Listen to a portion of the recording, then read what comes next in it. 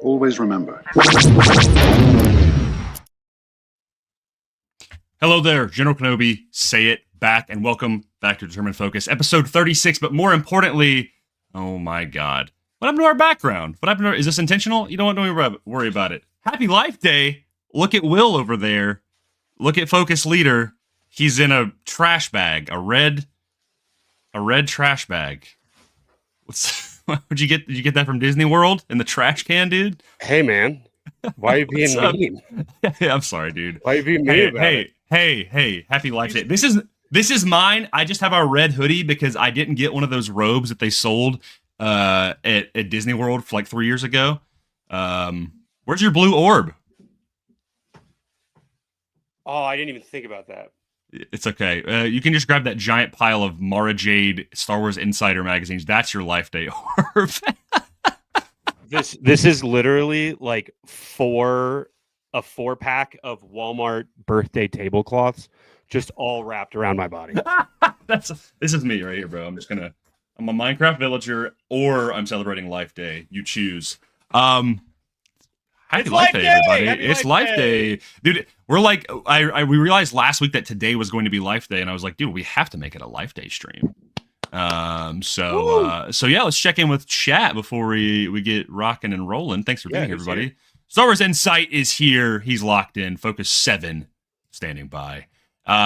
We've got Ryan, of course. Thank you for being here, buddy. Happy Monday. Doing well. Are you doing well on this Life Day, Will? Yeah. I'm completely waterproof at the moment. There you go. That's probably why Wookiee started Life Day, is because they just got, I don't know. Like, hey man, all this hair can't get that wet. Yeah, exactly, dude. They're like, we need giant red cloaks. Cole, Focus 3 from Scotland. Thanks for being here, pal. Any hints on the jumpers? I knew what jumpers meant, by the way. We might. Oh, hoodies. Yeah, hoodies. We might. The plan for Focus people is t-shirts, but we might be able to arrange a hoodie. We'll see about it. There might be a hoodie or two. We might be able to add a hoodie. Star Wars Conspiracy. Kelnaka is obviously the best Wookiee. I mean, we're gonna get into it.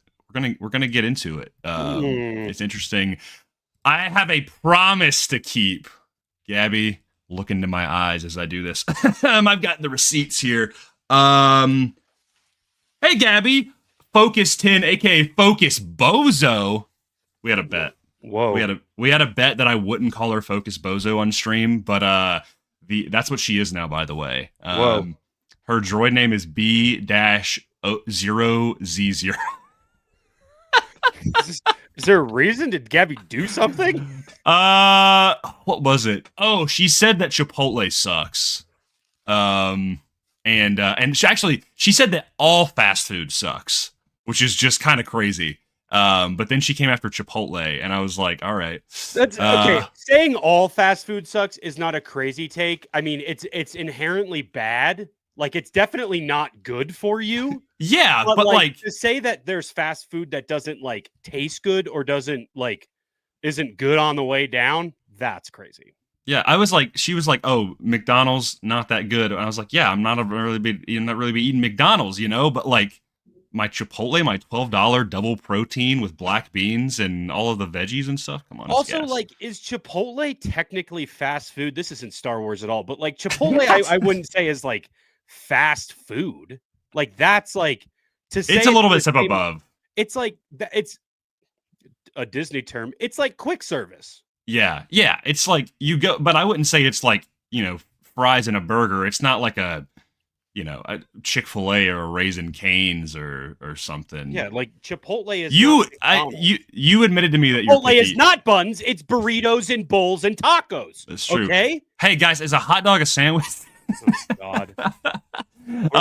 We're those 4 kids who just talk about snacks on that podcast and they're like 11 years old. Oh, lettuce? No, I've never eaten lettuce. Yeah, dude. Yeah.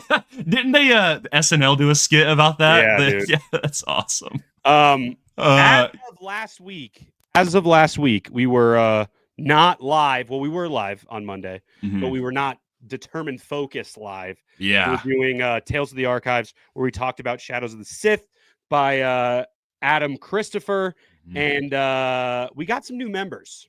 We did. We're up to Focus 12 now. We have 10 members. You want to pull up the list? Dude. Look at that. Look at that. We're technically up to 14. Connor and Seth, those very kind men. That's what I'm gonna say. Dude, look at this. We've got a whole fleet now. That's crazy. Well, I'll go through. We've got, of course, Will, myself, and Luke is our honorary Focus member. Then we've got Cole at Focus 3, Macman Focus 4, Downcast Bug at Focus 5, Limitless Nerd at Focus 6, Star Wars Insight as Star Wars James Bond. We've got Gongasley at Focus 008. I'm going to just do that. Sunny, Focus 9. Gabby at Focus Bozo, a.k.a. Focus X. We've got Jacob Lightspeed Skipping from Just Crate Pod at Focus 11. Wes at Focus 12, and then Connor and Seth from the Beyond the Dune Sea, our fellow members from Tales from the Archives at Focus 13 and 14, respectively. So, crazy cool stuff. Like, genuinely was not expecting that, especially when we were doing Tales from the Archives, because it was not like our normal episode. But thank y'all for turning out to join us on that. That was a ton of fun. Yeah. Insight said, when you want to do the comments thing, we're working on some stuff. We've been kind of mentally planning maybe kind of a bigger project at the beginning of next year, along with Connor and Seth, and so we're gonna do some comics stuff. I feel like the red M&M right now. I was about to quote the yellow M&M. No, this is an envelope, which is from those like movie commercials. Yep. Those. Yep. No, he's not. Chris, chill out. It's not a trash bag. This is straight from Kashyyyk, okay? I wanted to set the tone today on this life day. Shall we? Do you want to start with this, or do you want to start with something else? Is this okay? With the book thing. The book thing, man. Yeah, the book thing. Okay, cool. I made a little video today. People don't know about this. It's a fun little book by George Mann and Kevin Scott. We got Star Wars Life Day Treasury. Okay. Woo. Mentioned that video that tons of different kind of holiday season stories, but I wanted us to do a little read along, just to have a little Life Day celebration before we get to our other stuff. So if you're familiar, when Will and I do these reading things, we do a thing we call Montel Mix. If people don't know, it's like popcorn from class, when you were in class and you would read a section and then you would pick on the next person to read. Apparently, some people did not do this. We found this out at some point or another, but we're doing it.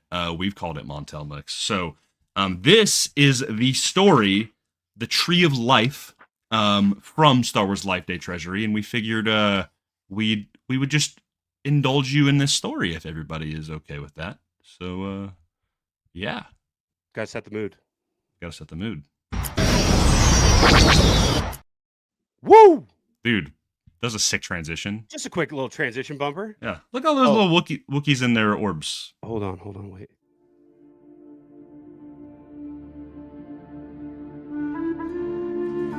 Wow. Little ambiance, dude. Did you put this in here, bro? Yeah. Oh, I like it. Okay, cool. All right. This is not a long short story, but I thought it'd be fun to read it together. Are you ready? I'll start and I'll cue you in when you're ready. Okay. Tree of Life. I've got to pronounce this name. Adichtuk's head was full of memories of life days past. It was always the same this time of year. He chuckled as he remembered the tree house buzzing with energy, most of it coming from Lumpawarump, the little Wookiee shaking the rafters as he jumped up and down in excitement. How many times had Itchy leaned back into his chair, chuckling at his grandson's antics, Lumpy cramming a furry fist into his mouth to stop himself from shrieking in glee as the great day dawned. Had he been the same when he was a cub? Probably. It was so long ago he could barely recall. When Itchy was young, Life Day had been held once every 3 years, as was the cycle of the Ancient Ones, but Kashyyyk, like much of the galaxy, now celebrated the festival as an annual event. Montel McSwill. Itchy shook his head. Who would have thought that worlds near and far would adopt Wookiee tradition? Certainly not him, especially during the dark days of the Empire's occupation, when, like most of his clan, he had endured a collar around his neck. Now, though, the light of their humble festival shone brightly for the entire New Republic, providing hope to those who needed it most. He'd even heard that a holographic Tree of Life had been erected in front of the Senate building on faraway Chandrilla. Ooh, Chandrilla mentioned. Mm-hmm. Never in his 430 years would he have believed such a thing was possible, but he was old, a relic of days gone by. Even Lumpy was different. The small bundle of energy he had known before the Empire was now almost as tall as his mother. The youthful exuberance replaced by a quiet, withdrawn nature. How Itchy wished things would be as they once were, Lumpy constantly glancing at the door, wondering if his father would come bursting in, home from one of his adventures among the stars. Perhaps this would be the year when Life Day weaved its magic once again, turning back the years. The door slid open. Lumpy didn't even look up from the datapad he held tightly in his hands. The figure in the doorway was not Itchy's son, but dear, oh boy, Mala Tobuk, who had been searching in the attic for her most prized possession, Mantel Mix Grayson. Was it there? Itchy asked, feeling a quiver of anticipation himself. Mala held up a battered, Fishok chest engraved with the seal of her clan. Right where we left it, thanked the Force. Itchy sat forward, hardly believing their luck. After all those years. What do you think, Lumpy? Should we have a look? The young Wookiee didn't reply. Lumpy, Mala said, beaming as if she had recovered the crown of Roro itself. Didn't you hear? I found the crate. Waru, the boy growled. How many times do I have to tell you my name is Waru? Mala's weary face fell. You always loved being called Lumpy. Your father... My father is not here. The boy's words stung. It was true. His father, Itchy's beloved son, was off-world, and for good reason. He and his friends were helping rebuild the Republic greater than it had ever been. He came back whenever he could, as was the way of things, especially on Kashyyyk. A Wookiee's life was long, and there would be time enough for Lumpawarump and Chewbacca. Why couldn't Waru understand that? Lumpy would have. The look on Mala's face was enough to break Itchy's heart all over again. Well, let's have a look, he said to her, beckoning her over with a kind smile. Swallowing back her sadness, Mala crossed the room and knelt on the rootgrass rug in front of Itchy's chair. He leaned forward as she reverently lifted the lid. The hinges creaked and Itchy glanced up at his grandson. Had Waru's eyes flicked at the box? He was sure they had, just for a second. Montel McSwill. They're all here, Mala breathed, looking down at the neat bundles wrapped in cocoa leaves. You always cared for them, Itchy said. Waru, will you help? They both waited, seeing what the boy would do. His gaze flickered from his screen to the chest, and with a sigh, he finally put down the datapad and pushed himself up, then lumbered to his mother's side. Lumpy is an iPad kid. Kneeling beside her, the young Wookiee thrust a hand into the wooden box, but Mala stopped him, gently grabbing his fingers before he could cause any damage. Careful now, she said. These are delicate, remember? Waru snatched his fingers back. I'm sorry, For a moment there was a flash of who he had been long ago. The excited little boy, desperate to see beneath the leaves, and then it was gone, replaced by the sullen mask he'd been wearing since they had returned to their treetop home. It's fine, they're fine, look. One by one, Mala lifted the bundles from the chest, removing the salt vines she had used as string and unwrapping the precious packages. She laid them gently on the rug, a modest but beautiful collection of glass orbs. Each had a light set at its center. Itchy remembered telling Waru how the lights represented the loom bugs that had swarmed from the Tree of Life when it was just a sapling. forming the stars above. Montel Mix Grayson. How he had hung up upon the words, stories passed down from generation to generation, just as the collection of orbs had grown over time, each representing a memory in their family's long history. Most of them would soon be hung around the treehouse, but the largest and most beautiful of all would be hung from a bough of the great tree during the grand procession, the culmination of the Life Day celebrations. The three of them fell silent as Mala carefully retrieved the large orb from the bottom of the chest. It had lost none of its luster over the years, its glass frosted and etched with intricate bucon flowers. "Do you want to hold it?" Mala said, offering it to her son, but Waru shook his shaggy head. "No, I'll only break it." "You won't," she insisted. "I trust you. You know that, don't you?" The boy pulled back, looking away. "It's for the best." "Waru," Itchy began, but Mala shook her head, subtly, mouthing to the old Wookiee that it was all right. She stood, carrying the most precious of the orbs to the special holder that waited at the center of the large table that Itchy had carved long ago. Itchy's spine cracked as he pushed himself up, leaning heavily on his cane. The Rocher tree tapped on the floor as he crossed to Mala's side, his daughter-in-law tenderly wiping a speck of non-existent dust from the ornament. He could guess what she was thinking, remembering her mother, Jafloya, now long since gone to rest, who had made the orb when Mala was younger than Waru was now. Itchy placed a hand on her shoulder, and Mala reached up, patting it gently. They turned to see Waru still kneeling beside the chest, staring intently at the remaining orbs. Montel Mix will. "Will Father be joining us for Life Day?" he asked softly. "Perhaps if the ancestors will it, he is doing great work." Waru's face darkened. "On the Falcon? Wherever he is, he'll be thinking of us, I'm sure." Waru didn't answer, retreating back to where he had been sitting. Before they could say anything more, the datapad was back on, and the boy was lost the rest of the conversation. Mala started to go to him, but Itchy caught her arm. "Leave him. The procession will start soon. He'll come around, I promise." He could tell Mala wasn't so sure. Snow was falling as the family joined the great procession through the forest. The united clans of Ruwukroro singing the songs of celebration, moss-covered torches lighting the way. Waru trudged behind Mala, and Itchy hobbled nearly, leaning heavily on his cane.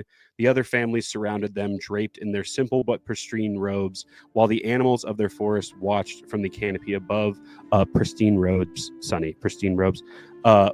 Above Foss Shriekers, tree burrowers, and even horn-faced Katarn. Kyle Katarn mentioned?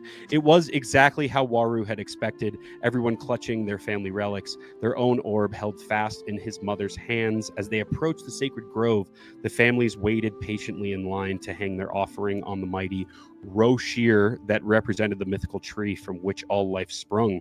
Waru kicked at the foot of the crimson robe as Mala stepped forward, adding their decoration to the multitude of glittering orbs before bowing deeply in gratitude for the gift of life. Montel Mix Grayson. Their part in the ritual complete, they joined the other clans in the grove. The tree drums sounded as the Elder of Arboreal Light ascended to the platform before the crowd, her long golden fur braided with dried rui beads, and the beacon of Kalbeth hanging from the curved staff in her hand. The ceremony began, the elder repeating words that hadn't changed in over 1,000 years. Waru looked at the faces all around him, seeing the hope and contentment as the Wookiees repeated the litany. His mother was the same, grandfather too. Why didn't he feel the way they did? Why didn't his heart beat in time to the ceremonial drums? Why didn't the song lift his spirits? He knew they should. He knew he had been told often how he'd loved the ceremony as a child. He could barely remember those days. All he could think about was the time between, when his family had been separated by the Empire, by the war. All at once he couldn't breathe.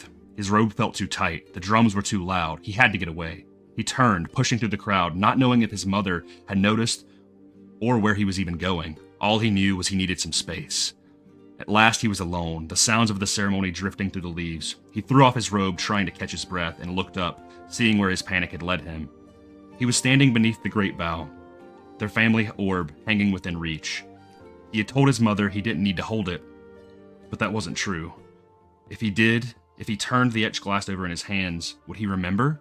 Would he see the faces of long ago reflected in its surface? Perhaps then he could be a part of all of this again. Perhaps he could share the joy. He reached up, his fingers touching the frosted glass. It was warmer than he'd expected, the light glowing faintly inside. He turned it over and over, every petal and stem suddenly familiar. He could hear his mother's voice, telling him how the orb was made. His grandfather spinning ancient yarns as he bounced Waru on his knee. He could see his father, smiling, back home from the Montelmix will. Boom! The tree drum sounded like thunder. Waru jumped, crying out as he hit his head on the low-hanging branch. But that was nothing compared to the wail he gave as the orb slipped from his fingers. The sphere struck the ground before he could even try to catch it, shattering into countless pieces. Only the light remained, flickering in the cold night air. Waru picked it up with shaking fingers as tears dampened the fur on his cheeks. Mala's words echoed in his ears. I trust you. You know that, don't you? What had he done? A shadow fell across him. He'd been discovered. But the familiar scent filling the grove, he knew it wasn't Mala or Itchy. Waru spun around to see an almost impossibly tall Wookiee looming over him. There was no mistaking the kind eyes or the weathered bandolier slung over the broad chest. Father, Waru said, rooted to the spot, you're here. Chewbacca, son of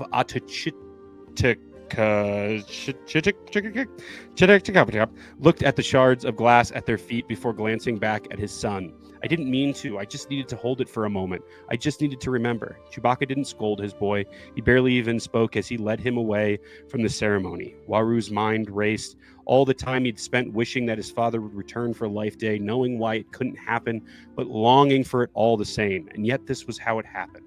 With broken memories on the ground, no wonder Chewbacca was angry. No wonder he wouldn't speak to his son. Was he waiting for them to be back in the treehouse before he told Waru what he thought of his behavior? What he thought of him? Montelmix Grayson. Waru prepared himself for the argument to come, but instead of climbing the tall Rocher tree, Chewbacca marched past their home, continuing deeper into the forest. Where were they going? Their destination became clear as they arrived at the spaceport, where a familiar freighter was cooling in the landing bay, its hull creaking as it acclimatized to Kashyyyk's temperature. Chewie hurried up the boarding ramp, his son following as he strode through the winding corridors that Waru had once known so well. Hey there, someone said as they entered the main hold. Han Solo turned, eyebrows raised as he took in Waru's height. Someone's grown. At any other point, Waru would have smiled to see his father's oldest friend, but now all he could think about was how Mala would feel when she discovered what he'd done. What's wrong? Han asked when they didn't reply. What's going on? Chewbacca didn't answer. He was too busy rifling through lockers and under the Dedrick table. Finally, he looked up, noticing something high in the Falcon's ceiling. He reached up and unscrewed a Luma bulb, which squeaked like a root mouse as it was removed from its housing.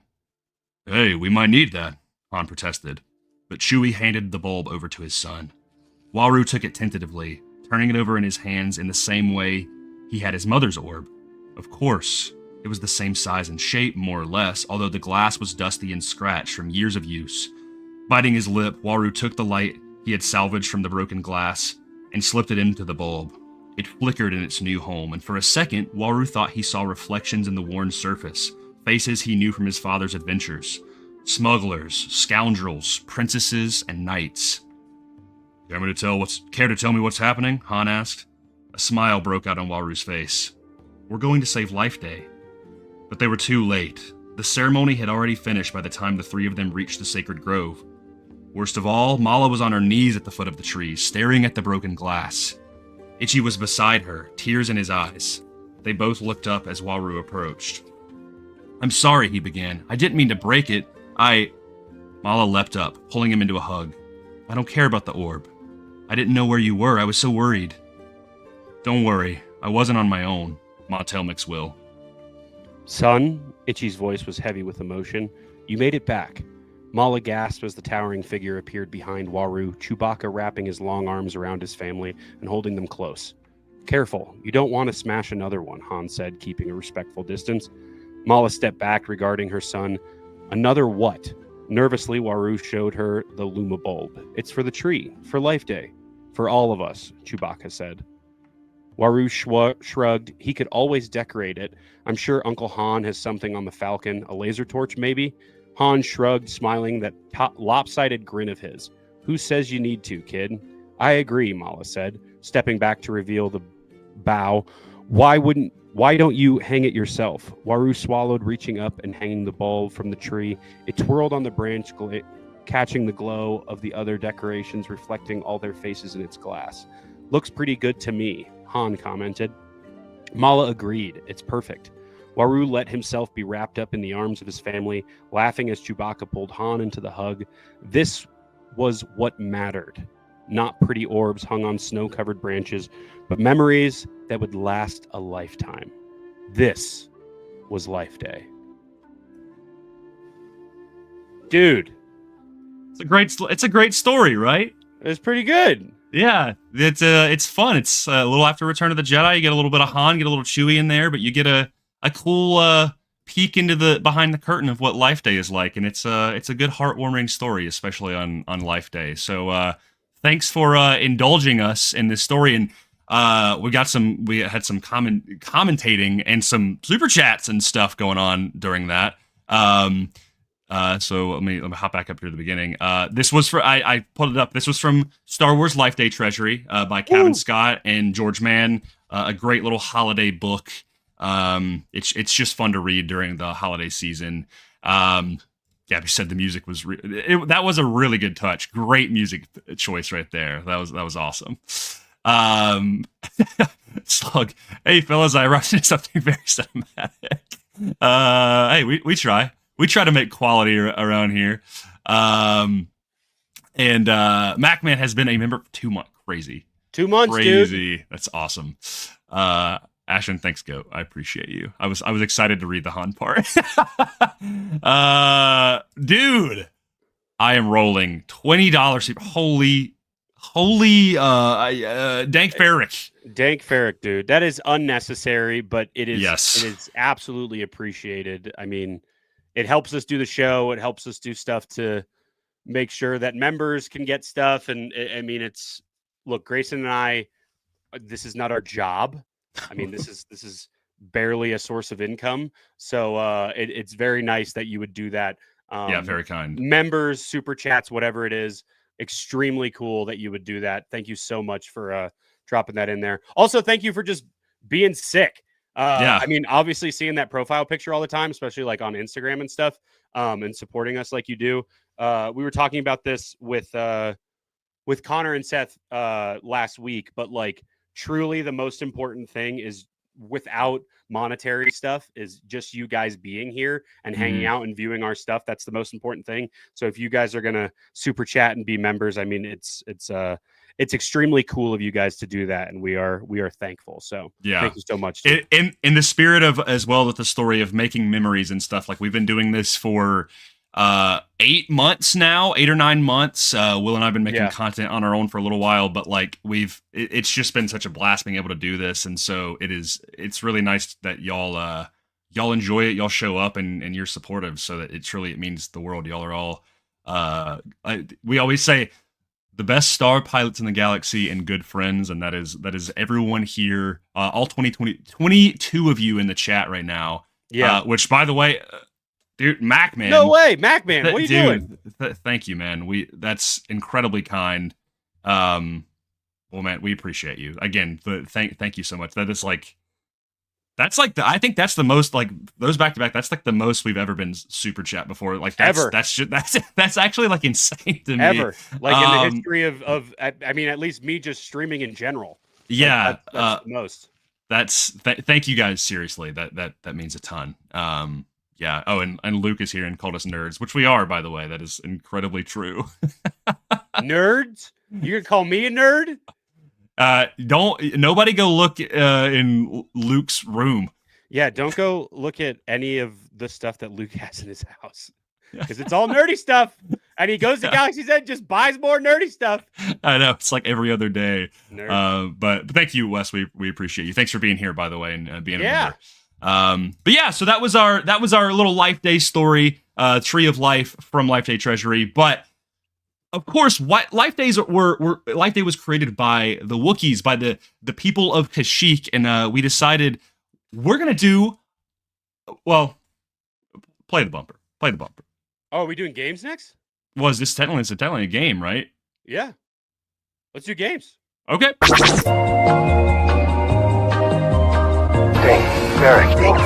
Think Ferrick. Woo! Welcome back to Rank Ferrick, Yep. everybody! Everybody's favorite game show where we do indeed Clip Farm. Don't call us Uncle Owen. We're not moisture farmers. We're farming clips here, ladies and gentlemen. We are not moisture, only Not clips. moisture, just clips. Grayson, Well, what's today's game? I mean, we're keeping it simple. We're keeping it on brand for Life Day, like I said. There is a kind of an exclusive club of. Wow, he's ripping it off. He's WWE wrestling. This was a Life 10-pack. So if we ever need to do Life Day again, I'll just keep doing these. One day we'll get real robes. But we decided. I what we said was the Mount Rushmore of Wookiees. Yes. The goats of Wookiees, which, Wookiees, there's it's not a huge list. So it's not like, clones or Jedi. There's not like dozens and dozens of named Wookiees. It's just but the thing is like, there's a lot of like tertiary Wookiees. And so it's interesting to see like what people think of. So we decided to do a little Mount Rushmore Wookiees before we get into some other stuff. So, Will, why don't you start off with the obvious one? Waru himself, Lumpa Waru Lumpy from the Star Wars Holiday Special, and that thing we just Lumpy is gone. Waru is what remains. Hey, obviously Chewbacca. Like, Chewbacca might be like the biggest head if there was. That's actually funny. Yeah, that's awesome. You mean the Saber Company booth Wookiee? You mean the Wookiee that's just in your room, Luke? Yeah. Talk about nerd. It's obviously Chewbacca. Chewbacca's on the list. I think this is where it starts to get a little interesting. Yeah, I mean, I think Chewbacca, like, because we've talked about it before in terms of like best companions and best duos. Like, Chewbacca almost always makes that list when it comes to companions. Right. There's an entire. I mean, even in this story, we're talking about like he is, because of his life debt to Han, like he is pulled away from his actual family because he has to be with Han. But he's goated. I think personally, Black Chrysanthemum would be on there. Okay. But mainly because he is one of the really only other named live action Wookiees that like have a significant amount of screen time. He is a bounty hunter. He has appeared in comics. He's a Mad Claw, so he's a disgraced Wookiee, but he's a goat in my opinion. I love Chrysanthemum. I feel like he goes on there. When we initially talked about this, I had Chrysanthemum as like an honorable mention. Mm-hmm. Here, I'm just gonna name my other three that I think should be on the list. Mm-hmm. Kelnaka, first live action Wookiee Jedi. Like, also Mad Claw, if you want to talk about that. Although he was like under the spell of the Witches. Yeah. But like truly the first live action Wookiee Jedi. Buryaga from High Republic. Yeah. And then Gunji was on my list. So for me, it was Gunji, Tarful, Chrysanthemum. Tarful, really? Bro, Tarful is a goated. He's like before all of those other characters, the only other like significant Wookiee in the movies was Tarful. Yeah, but like you only get so much of him. But without him, Yoda doesn't get off Kashyyyk. Goodbye, Chewbacca. Goodbye, Tarful. But like, Lobaka. I did think about. I was like, Lobaka is. If we're talking about legends, absolutely, yeah, dude. I just think it's really hard not to have Gunji on the list. I think. See, for me, it's Gunji is for sure there because he is technically the first canon Wookiee Jedi. I just think now I am not a big High Republic person, not that I'm not a fan of it. I just haven't got into it, except for what I have read from like comics. Buryaga rules, dude. Oh, like, I love Burry. Every piece of content that I've ever read with Burry, I am sobbing. So I would be fine with bumping out Tarful for Burry. I unfortunately don't think Kelnaka makes the list. I think he's That's crazy, dude. Why? Why is that crazy? He's worse than Gunji and Burry. Worse? He's barely on screen. He's in the background. He gets taken over by witches, and then he gets killed by the stranger. That's all that happens. Yeah, he's a live action Jedi, but like Gunji and Burry are way better characters. I agree, but I way more have longevity. And I think Tarful and Chrysanthemum clear Kelnaka. I'm okay with Kelnaka not being on the list if it means I just am like Tarful is like outside of like the Legos. That's what I'm saying, dude. Like most people, when you think about the Mount Rushmore, more people know Tarful because of Lego games and all of that stuff. Compared even to, I mean, truly even more than Burry and Gunji. Yeah, but that's like just because people know him, that's mean like that's the concept that if we're talking top 5, then that's different. But we're talking about the Mount Rushmore. Yeah, I honestly nowadays I think more people would say Black Chrysanthemum or Kelnaka after recency of Acolyte with.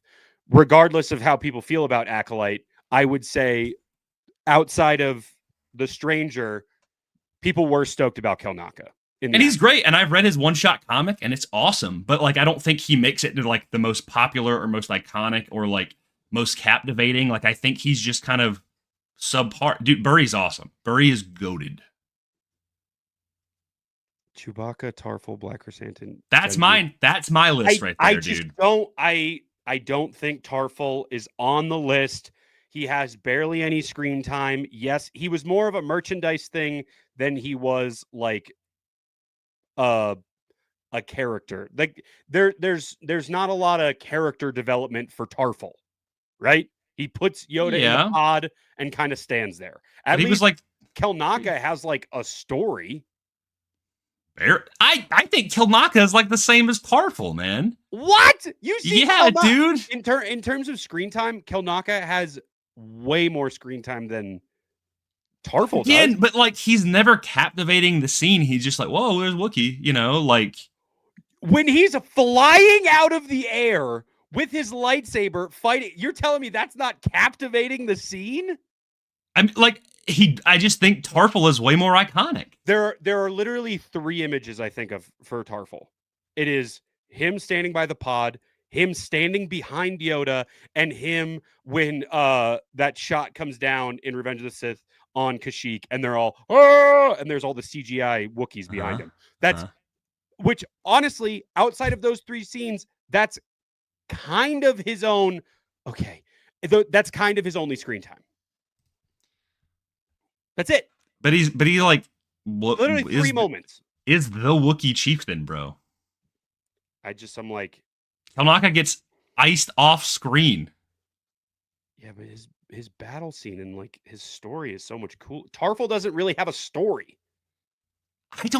I really don't think Kelnaka has much of a story. He's just kind of there. The most story his story is to be possessed by witches and die. That's his story, bro. Even in the flashbacks, he doesn't really do anything. He's just there. He's just Jedi muscle. And I like Kelnaka, but I don't think. And again, I'm not saying that Tarful has like a story, but I'm like the fact that he was like one of the first like named and featured Wookiees outside of Chewbacca, and the fact that he had like a lot of merchandise and he's like a significant character in the Lego games. And he's the Wookiee, like he's the chieftain of all the Wookiees. Character in the Lego games. He is a playable character. That makes him significant. You're the Lego guy, and you know this. That does not make him a significant character. Significant is like there are story beats with him. Like that's just like that's not significant. That's just a ability. But I think what way more people know about in the Star Wars community know more about Tarful than Kelnaka. Which I'm not saying I agree with, or would be like no Tarful. See, and that's what I'm saying. I'm like nowadays, I don't think so with the recency of the Acolyte. regardless of how I it was. How I it would was put received by Kelnaka people. on here if Kelnaka was Burry, because originally I thought he was supposed to be Burry, and that would be an awesome story because he would be yet another character that translates from books into the show. But like again, I read the one shot comic and I'm like, it's just about why he shaved his head. He's cool. He's got a cool design. Yeah, it is cool to see a Wookiee fight but I'm like, I don't think he makes it in that top 4, bro. Dude, he's the first Wookiee Jedi. I mean, even if we're talking, like, okay, for me, Kelnaka and Tarful are at the bottom. So realistically, I agree. I would put Chewbacca, Chrysanthemum, Burry, Gungi. Not in that order, but still. Yeah, I think Gungi's second. Truly. I think it's Chrysanthemum, then Gungi. Really? Dude, Chrysanthemum's like, people know Chrysanthemum, man. Yeah, but Gungi is like, you can get his saber at Galaxy's Edge. I know. I mean, like, Chrysanthemum and Gungi are like, they're like 6'7", you know? Oh, God.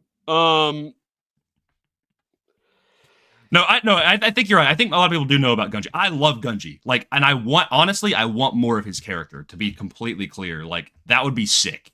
To bring Gungi back in Bad Batch and for him to be in the trailer as like a reason people wanted to watch the show of like, oh my God, Gungi's back. I just think that makes him, Chrysanthemum being in Kenobi is like, oh, that's cool because they brought it in from the comics. But like, if you didn't know him from the comics of like Kenobi versus Chrysanthemum initially, you wouldn't have really known who he was.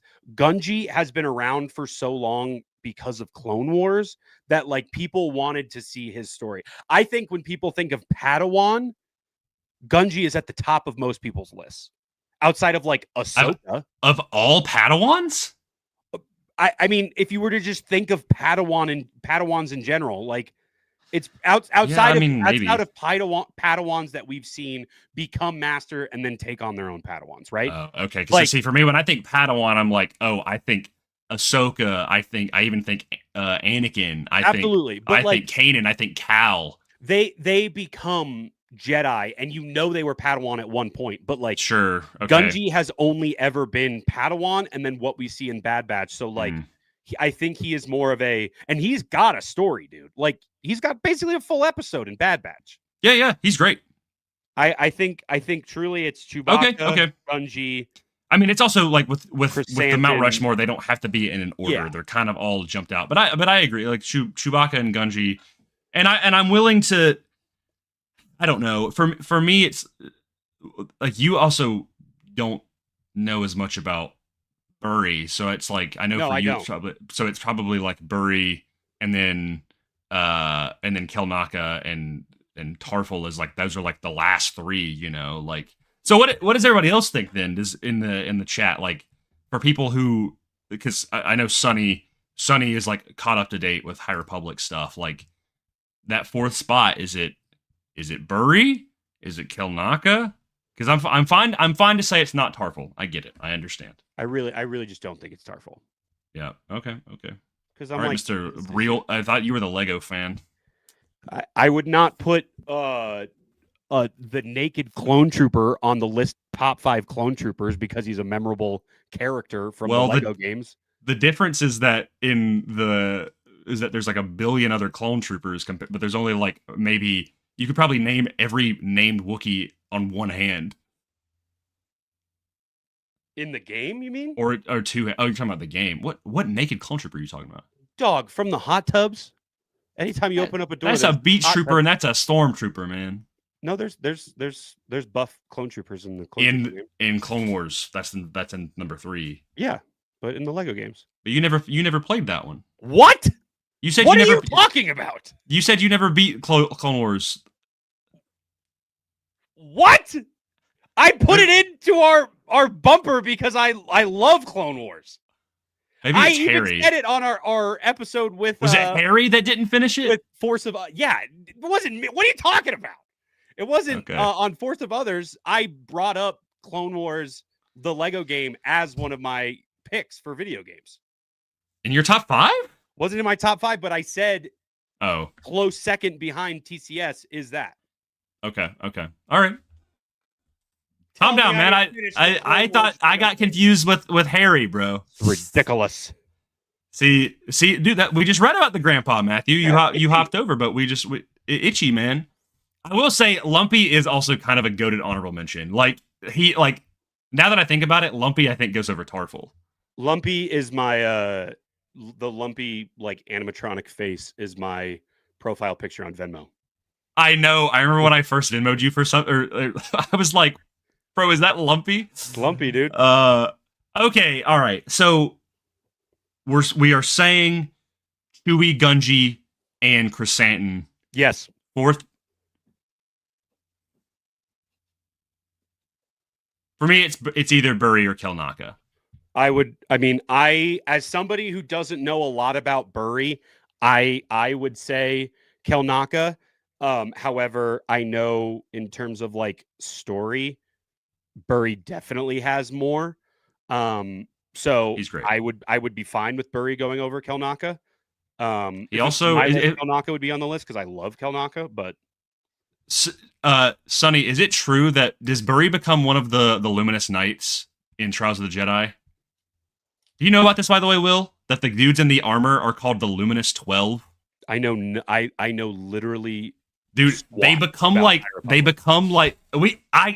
I need you to get in it because I'm not even that caught up. But isn't it, Sonny? Isn't that true? They're like the Luminous 12 or Luminous 14 or something, and they're basically like these Jedi that like craft Temple Guard armor, and they're like the last standing. It's sick. It's so sick. And Lumpy, I mean not Lumpy, that'd be crazy. And Lumpy, and Burry has like Wookiee Temple Guard armor. It's gas. It's really sick. My personal vote, if I had to cast my hat in the ring, I'm saying Burry, just because I think even people who don't know a whole lot about the High Republic are like aware of like him being kind of a primary like headstone of High Republic. Like I think if you were to go up on the streets, or not to the streets, go up to a Star Wars convention and be like, hey, you've not read the High Republic, but you probably do. What you know, they're like, do you know what do you know about it? They'd probably be like, oh yeah, there's that Wookiee Jedi. Yeah, Burry is one of them. That's so sick, dude. I'll say Burry. Okay, I'm okay with that. Cool. Okay, yeah. Cool. All right. I'm glad that was a fun little discussion. So our Mount Rushmore of Wookiees is Chewbacca at 1, Gunji at 2, Black Chrysanthemum at 3, and Burryaga Agaburry at number 4.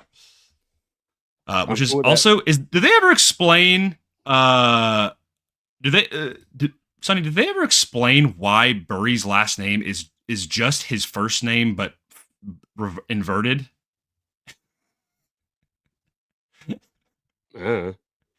I'm just curious. Let me know. Luminous 9, even cooler. Ooh. Which is also such a cool through line because the original tagline for the High Republic was "Luminous beings are we." That was like the pitch of like showing the Jedi as luminous beings. Ooh, I like that a lot. No, I didn't know that, dude. High Republic is its project name was called Project Luminous. Had no idea. So that was the entire basis. I think that's just his family name.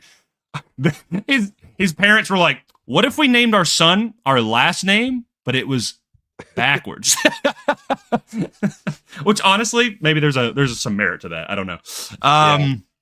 Well, I think that's going to really wrap up our kind of our little Life Day segment before we get into our other stuff. So, Will, what's next? Are we doing Well, we can, before we do a meditation point, which I feel like will kind of be like a longer discussion. Yeah.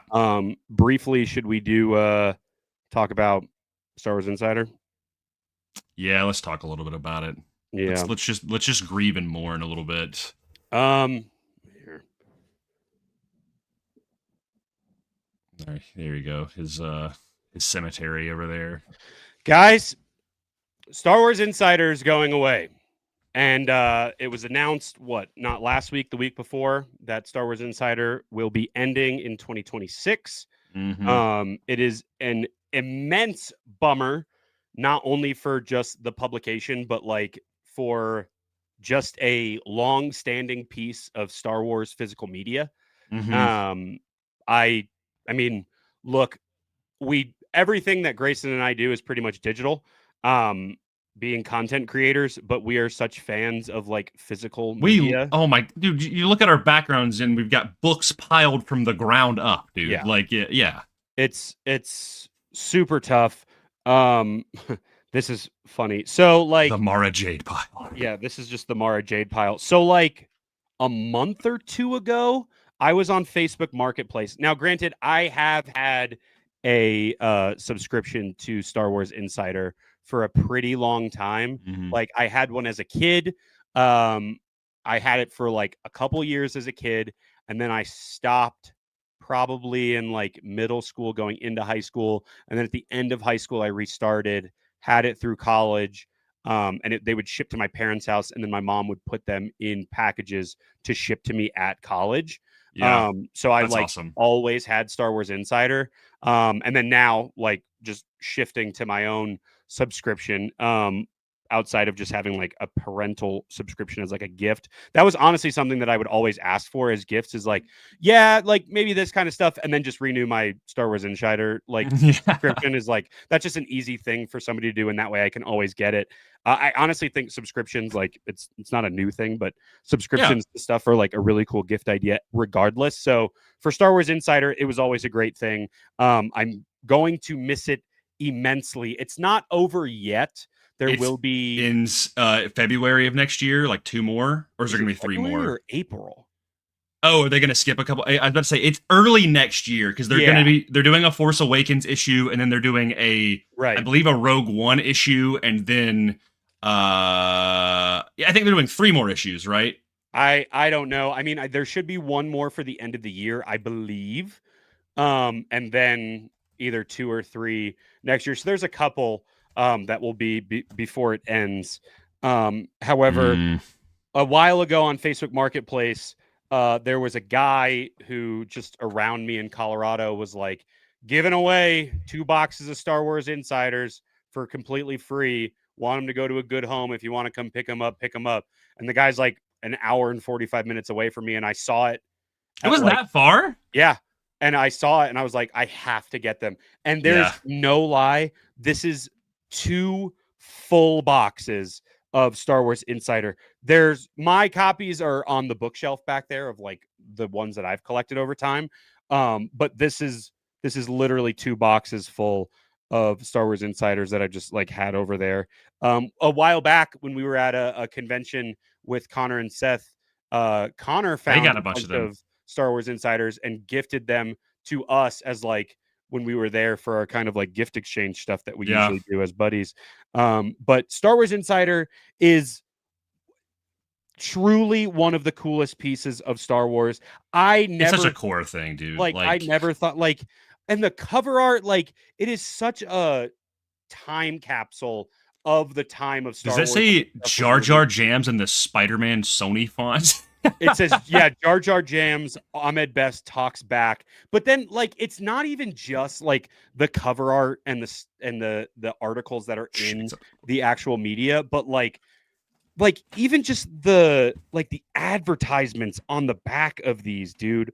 Like it is such a blast from the past of like growing up, and now it is my goal to have absolutely every issue of Insider. But like, dude, I don't know. Oh wait, I know where I put them. I was about to say, I think I know where I put those issues that Connor and Seth gave me. I'm going to do that while you're talking.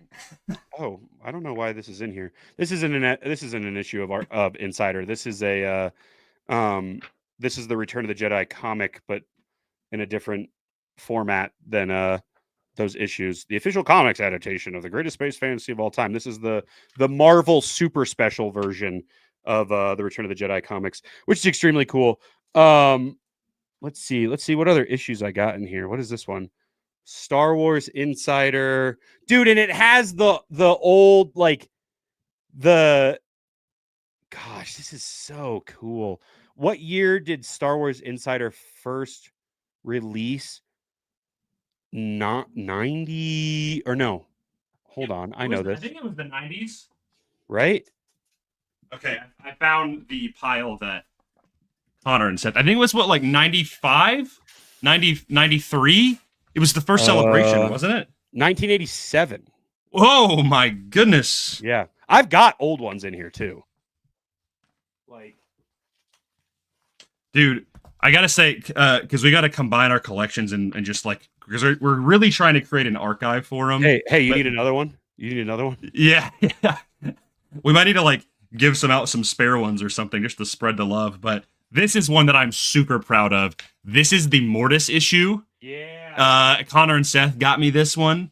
Dude, it even has that's crazy. I didn't even know it has the details on the 20th anniversary Heir to the Empire edition that they released with the annotations. Let's go. Which is sick. It's got Old Republic stuff in there. Like, because I had a Star Wars Insider subscription. Dude, yeah, what is it? One horny politician. This was an ad for Power of the Jedi Star Wars toys. Like, this is an action figure ad. Insane. Dude, they announced, dude, Star Tours returns. Look at this. Yeah, dude. That's awesome. Look, this is what? Dude, this it's also got the artwork of dude. You got the Gindi one. Yeah, this is Gendy, but this has a Zahn interview in it. New Timothy Zahn Clone Wars story. What? Yeah. Dude, so yeah, people didn't know. Star Wars Insider also. Dude, this is an extremely cool interview with Ashley about talking about older Ahsoka, because this is before they knew anything about it. Yeah. And she said, would you like the chance to write more for the older Ahsoka? Yes, there are some very interesting things we are going to do with her. The show started with her, and I think it will end with her story. Wow, they knew that. We're trying to write to that. We're very much writing in chronological order. We're not jumping back and forth in time anymore. Well, that kind of changed a little bit. Dude, I swear I had that one at some point, and I don't know where it went. So for context, my parents would get me them as gifts because they knew how much I liked them, and and I would like read them in church sometimes. Yeah. And so I would like bring them in, and if I like, just because church as an 8 or 9 year old is not exactly the most compelling thing in the world. And so I'd have these Star Wars Insiders, and it was during this like 2008 to like 2011 era where Clone Wars was coming out and Force Unleashed was coming out, and Old Republic as well, because Old Republic was like a big thing. So like they got like this whole spread on like the Old Republic lore for the MMO. That's awesome. And I've got the Rebels stuff too, of course, because well, we're gonna talk about this guy next week a little bit. Yeah, but dude, not the Star Wars multivitamin gummies. Yeah, let's go. Get your health up, baby. Dude, it's also got a let's see. I'm just looking to see who's like was working on these at the time. Amy Ratcliffe. Dude, look at this cover with young Boba. And dude, by the way, I bought a custom figure of 1313 Boba, and it's on the way, and I'm so stoked about it. Yeah, dude. Bro, I've never seen this behind the scenes of Mark. Look at this man's aura. Yeah. And the lightsaber was a black and white photo, but the lightsaber is, huh? Why is it? Yeah, like they that? just were like, what if we Dude, it? Wait a minute. This is June of this is 2010. I was gonna say, I was like, because there's a list of Star Wars greatest females. Okay. Star Wars greatest females. I want you to guess the 5. This is as of Star Wars Insider issue 117, May, June 2010. Who are the 5? Okay. Well, Leia and Padme are obviously on there, right? Absolutely. This is a 2010? 2010. Okay, I feel like they're gonna say Ventress. Nope. Wow.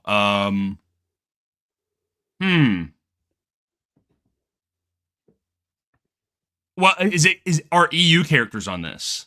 Yes. Is Mara Jade on there? Yes. Okay. Ooh, these last 2 spots are Ahsoka? Nope. Interesting. Thinking of Gindy's stuff now. There's Matthew is. There's one that's really cool, and there's another one that is also cool, but is just kind of like a what? Is Ayla one of them? Absolutely not. No. Are these other 2 Jedi characters? One of them is. Okay. Is the other one Aura Singh? Absolutely not. Okay. Interesting. Jaina? Nope. Me? Nope. Interesting spelling of Shmi. I was going to say, is that how you spell your name? It's SHMI. That's Shkami. No, because when is this issue? This is in 2010. Well, I'm trying to figure out if this arc had come out. No, there's no way they're going to do that. Are these other two EU characters, or are they on screen? On screen. Zam Wessel? Nope. Okay. Am I hot or cold? You're so cold. Oh, Mon Mothma. Mon Mothma is on the list. At that time, that's kind of crazy. I know. And it's the photo is her from Clone Wars. Interesting. It's an animated photo of Mon Mothma. The Padme photo is also from Clone Wars. Okay. Is this last character in Clone Wars? This last one that I'm trying to guess. Yeah, but you're not. It's not relevant. They're not a Clone Wars character? I mean, I wouldn't refer to them as a Clone Wars character. They are in the show, but I would not. What era did they first originate in? Prequels. Jocasta Nu? Nope. Yeah, Shakti? Nope. This is a Jedi character. What? Think of the Council. Luminara? Nope. Adi Gallia? Nope. Who am I missing, bro? Yaddle? Yeah, dude! Yeah! Number 5, baby! That's crazy! The top 5 women in Star Wars as of dude, Star Sunny Wars is probably jumping out of her chair. We love Yaddle, dude. Yeah, it's Yaddle, dude. Why she's cool. This is the blurb that's with it. A female of Yoda's species, Yaddle exhibited a sense of justice and strength that epitomized the Jedi way of life. Mara's why she's cool is, as hard as nails in battle, Mara may have gone down after a brutal fight, but she never gave up. Dude, they kind of that's a spoilers, but that happened like 5 years prior or something. Yeah, so. no, she dead. And then dude, this is cool. Grayson and I at the at the beginning of next year. Grayson and I have a lot of plans for these Star Wars Insiders outside of just me wanting to collect them all. But let's see what else I got in here. I'm gonna pull 3 more. Yeah, dude. I'm gonna see if there's anything interesting. And this one has the Force Awakens teaser trailer analysis, by the way, the one with Zeb on it. So this is literally the one like 10-year-old issue right here. Okay, I pulled 2 issues technically, or 3 issues technically, but one was double wrapped. Okay, this is the Star Wars Insider. This is the 25th anniversary issue. Okay. Still in the plastic. Yeah. Some of these are like in the plastic. This is which issue is this? This is issue April of 2002. Okay. With Hayden. And then I have to pull one more.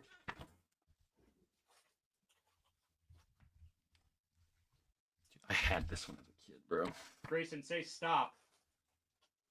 Okay, stop. Oh, I mean, it's not a bad one, but it's just like, it's fine. This is for episode 2. This is with exclusive photos of Attack of the Clones. That is cool, though. Yeah. Now I just want to keep opening these. Dude. Ooh. 50 Reasons to Love the Original Trilogy. Dude, look at this. The art for this one. The ultimate Star Wars road trip. What? Visit where the movies were actually filmed, mapped to Star Wars sites in California. Secret treasure. They're just doxing Star Wars sites in California. I guess so. Ray Park talks X-Men. Dude, what year is this? I mean, that can't be. That's what? Battle of Naboo Young Jedi official card game is the ad on the back. So that had to be like, dude, this has Ian McKay. No, this is Clone Wars art. The Clone Wars Rages Online. Oh, with the okay, interesting. Dude, MacMan, I'm telling you, bro. Like, you just go hunt. Like they. Check Facebook Marketplace, check eBay, check for local stuff. Like you can find some rare ones. Like some people just like give them away for like really cheap. Actually, I'm gonna go see if I can find one right now. I'm just gonna pull up Facebook Marketplace and be like Star Wars Insider. Just because now I'm pulling them up. These are not issues of Insider. These are issues of the Lucasfilm Fan Club magazine, which is even older. This is like these insanely cool issues. Like, dude, just look at that. Isn't that Drew? Yeah, this is the Drew Struzan issue. Yeah. This has a huge interview with him in it. And then like this one with George, dude. Dude, that was when he was doing, I think, kind of the same years that he was doing the there's like Japanese commercials. Yeah. And then, hey guys, always cool to punch a Nazi. That's crazy because that image has just like gained so much popularity in the past year. I love that so much. 10 years dude. of Indiana Jones. This is a 1991 issue. This magazine is older than I am. That's insane, dude. They're such good condition too. I found the episode 1 Insider's Guide. Man, I don't really have a lot of insider stuff around here. That's a shame. The Force strikes back in new Nintendo form. That's awesome, dude. All right, we should probably do Legacy of Vader stuff instead of just continuously flipping through old magazines. Well, do we want to start with that, or do we want to do we want to end? I feel like we should end with that almost. Okay, what do we have next? I was thinking we talk a little bit about Path of the Lightsaber. Oh yeah. Yeah. For people who don't know, this is a new manga that released, Star Wars Path of the Lightsaber by Kenny Ruiz. It is extremely cool. The artwork is awesome. It is read like a normal comic. So as people who don't know, manga is typically like read backwards, and usually you read it top down, but it's from right to left. But this one they did left to right, I guess, just to make it maybe a little bit more accessible for American readers. I'm not entirely sure. That being said, yeah, it's set between episodes 8 and 9. But also, by the way, I just got to say, mine smells so nice. I love the smell of mine. It's just like that nice paper smell. Oh, I love it. I don't know if you can smell properly with your getting your nose drilled. This is what it sounds. This is ASMR sniffing. Smells like McDonald's fries. Bro, who wants to do lines of Path of the Lightsaber? Yeah. But set between episode 8 and 9, the concept is that this girl finds this girl in this kind of small crew. They find a crashed High Republic ship, and she finds a lightsaber. I just want to say before we get into like spoilers, because I would love for people to like pick this up for themselves, but I do want to talk about the plot with you. I read it in like an hour. Like it's not that long. It's fun because the art speaks so much volumes. It's incredible. I was about to say, it's insane that Kenny did the story and the art. Yeah. It's just, it's awesome. Such a cool, like, I mean, especially coming off of Visions. Yeah. Like, it feels right in that. I personally would love if this was got adapted to an animated series somehow. Yeah, I mean, like I feel like I'm watching it and I could see it being animated, especially to get like the color and stuff. I mean, granted, the black and white looks great as well. It gives it a cool feel. But when you look at like this cover that has like the colors on it, I'm like, man, if you got like a full stylized show with like this is honestly, this is a sick poster too. Absolutely, dude. Like it's so cool. How did you just wanted to like I personally loved it, and it's also volume 1, so it's not I'm assuming they're gonna release maybe a volume 2, a volume 3 within the next year or two. But what did you think of it? I wrote a little thing on Instagram. I was floored by how much I actually enjoyed this. Mm-hmm. Usually like one-off stories I'm always interested in, and I know this is going to be an eventual series of like there's going to be more installments of this series, but like I'm always like, oh cool, I'll try it out. I'm never like I'm not interested. Set between the time of 8 and 9 is certainly interesting, but literally everything about this was so much fun. This was like all of the cool stuff about Visions, but just in one story. I also look, I love Visions. I love that it doesn't have the it's not a problem. It doesn't have the constraints of canon to flow within. You can pretty much do whatever you want with Visions, all those storytellers. That this is such a good story and it is inside of canon is extremely cool because it also shows how you can still tell stories within canon that don't necessarily have to have anything to do with the Skywalker saga regulars. At the beginning of this book, it starts off with a banger introduction. Yeah, it does. It starts off with what's her name? It's Nyoka.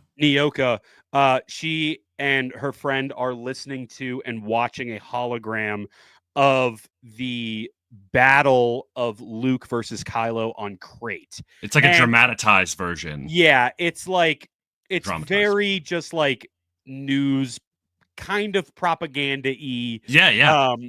I'm pretty sure Leia is the one who sent out the message, if I'm not mistaken. It's sent out by something they call it like not the Starbird, but like it's like a specific sect of the Resistance. I don't. Yeah, we are the Starbird's wings. Yeah, I get the impression that it's not Leia, but it's someone in the Resistance. Like it's someone trying to make the seeds. Okay. I know why I thought that is because it says, "I told you, Nyoka, I knew General Organa would get rid of the First Order," and then it says, "Skywalker has saved us from evil again. The lightsaber is a bond with the Force." Like they're just like screaming like it's phrases. It's so animated. They're like because it's so like you can see like the almost like the freeze frames, but like the next page is like Luke on the Battle of Endor, like swing around and but it's great because it shows you that like what they think of Luke and Leia in the greater galaxy. Because even when they see Luke and Kylo fighting, it's Kylo with the mask. Luke has his hood on, and also like Luke slashes through Kylo in the same way that Kylo is supposed to slash through Luke. Yeah, like for that, which is like that doesn't happen in the movie. Yeah, it's not the way it goes down, so it's extremely cool.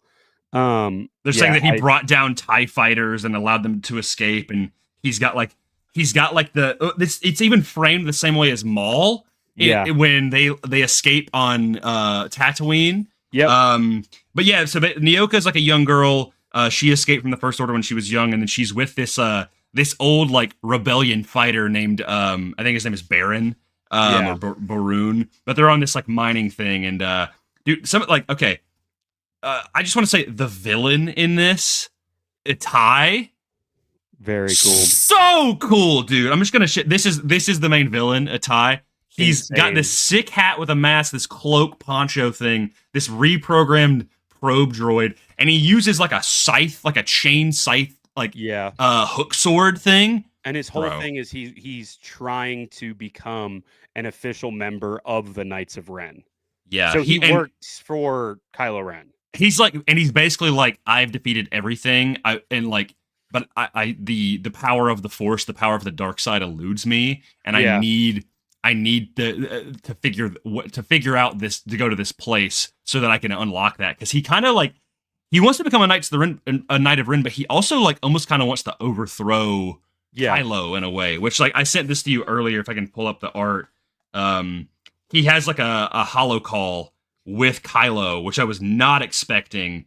Let's see here. I think this is supposed to be maybe a little bit closer to Rise of Skywalker. Like if I had to guess, this is probably after Legacy of Vader, which we'll be talking about a little bit later. Considering the Knights of Ren are like actively part of the First Order, and at the moment in Legacy of Vader, the Knights of Ren are not working with the First Order. They're kind of considered outcasts. Speaking of High Republic, though, it's cool that that Burry and Avar Kriss are on this artwork right here. Yeah. And I believe this is, I'm blanking on his name, but I know who he is. Dude, but this page right here, when Itai is talking to Kylo, bro. Yeah. Oh, like that is so sick, dude. Yep. That looks, and this is what we always say of like, we are such a big fan of Star Wars animation, all aspects of Star Wars animation, and I would just love if we had more styles of Star Wars animation. And this is like, to me, this is the closest thing to scratching that itch when it comes to like canon stories, you know? Yeah. Like, oh, it's so cool. Also, like the ship designs and stuff are really cool. bang on. It also like reads like a classic anime or like Mhm. an anime manga style story where like the whole time uh she's trying to figure out how to use this lightsaber that she found, but Mhm. she doesn't have any training, so she's trying Or to even use her like like ability in the Force, yeah, really. she literally is just somebody with a lightsaber. And but the whole time she's trying to figure out how to use the lightsaber with like this engineering scientific background, Mhm. like that perspective. However, the whole time there anytime she talks about it, it It's cuts those to these Jawas. Jawas like talking about like a bucket of water, which is like it reminded me so much of like Teen Titans of Yep. like it would just cut away to like them doing something. It's extremely fun. I think my favorite part truly is I the know, end of the book, dude. dude. Which part of the ending specifically? Because I'd love to hear which part. So the end of the book, mainly the addition of the new Royal Guard character Dude, who was never technically a Royal Guard, but his he's father was. he's the half breed. I think he's half Nautolan, half human, Yeah. son of an Imperial Royal Guard. Yeah. That's like stranded on this planet. It's Dude, extremely his cool. name is Tobu Taizen. Yeah. It's this guy right here on the cover. He's got this Imperial armor that's like kind of cut out and molded.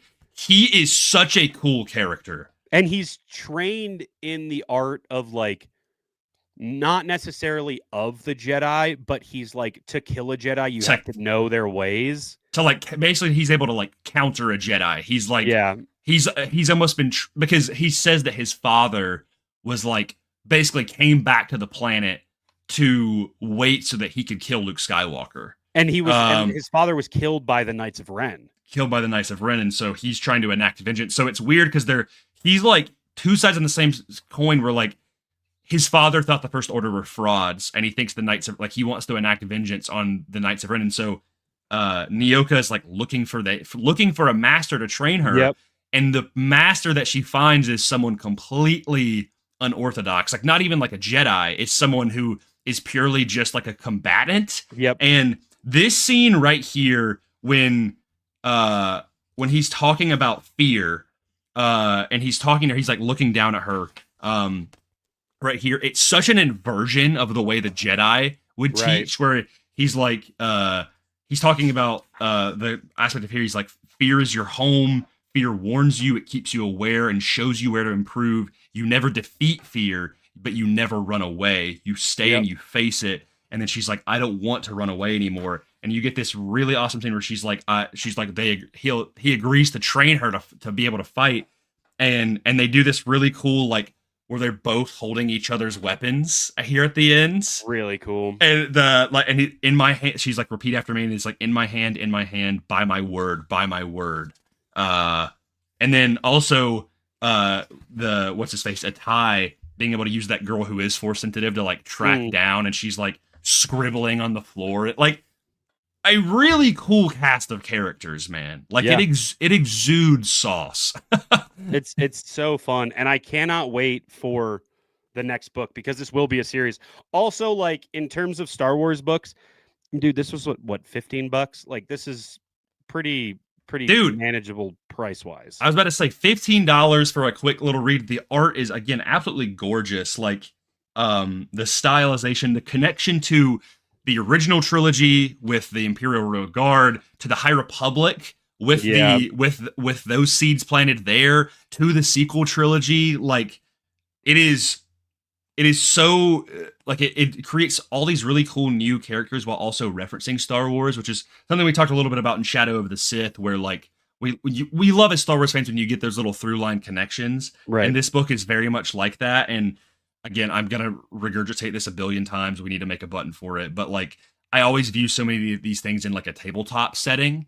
And like as soon as Tobu came in, I was like, oh my God, this is like a new character joining the party. And like I can see the like a person coming to the DM and being like, "Hey, so I kind of want to play this like half Nautolan, half human son of a royal guard who like wants to go after, and I'm like, that is someone's character that they made, and they joined the party of this girl who doesn't have the Force but has a lightsaber, and this like old kind of crazy rebellion fighter on this. I'm like, that's such a fun dynamic. Like, they are three completely different characters, and it is awesome that they're all unified by their goal in different ways. Like the fact that like Nyoka is like all about like, I want to be a Jedi, I want to know how to use this lightsaber, and I want to bring justice and do correct the wrong that I've done. Whereas Baron is like, I want to be part of the Resistance. I want to relive those glory days that I did back on the Battle of Endor. And then Tobu being like, I want to avenge my father, not because I care about the Resistance, but because I hate the First Order and I hate the Knights of Ren. I'm like, Kenny Ruiz, you cooked, man. Absolutely. Cooked. It's so fun.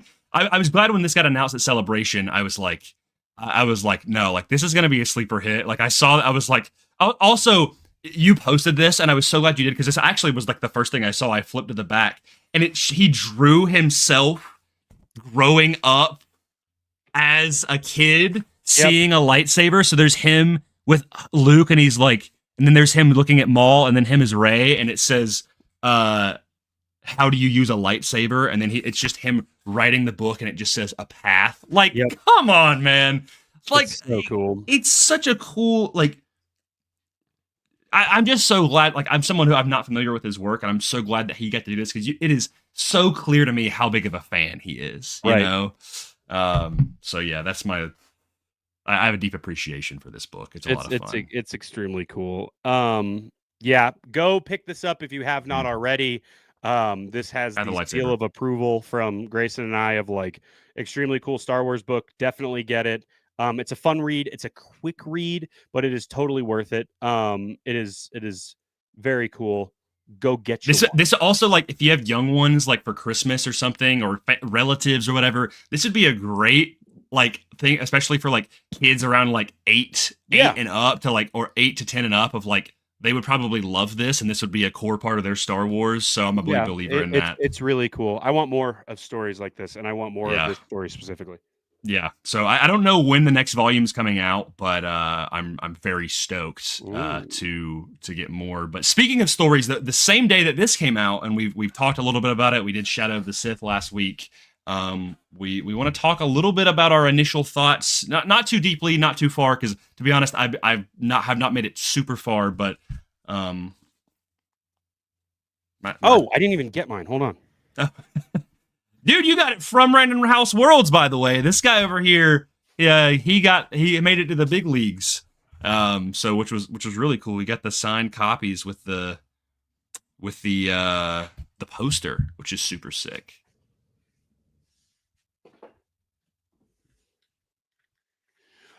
So yeah, I'm back. I made a little video about it last week, but I was extremely lucky to get sent from a Random House Worlds a little box with not only Master of Evil, but the deluxe edition of Revenge of the Sith by Matthew Stover. They sent over this poster, which will be going up on the wall at some point. They were giving out these posters at New York Comic Con. Adam Christopher was doing a signing there. And these were there. I'm pretty sure he did them at some other conventions that were around that time as well. Yeah, he did one at like one of the like MCM London or something like that. Yeah.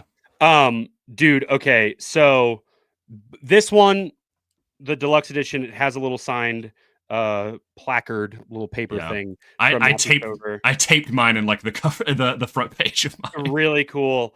And it also has a note from Matthew Stover, or not from Matthew Stover, but from like the publishing company about like Matthew Stover's perspective. He didn't write the note.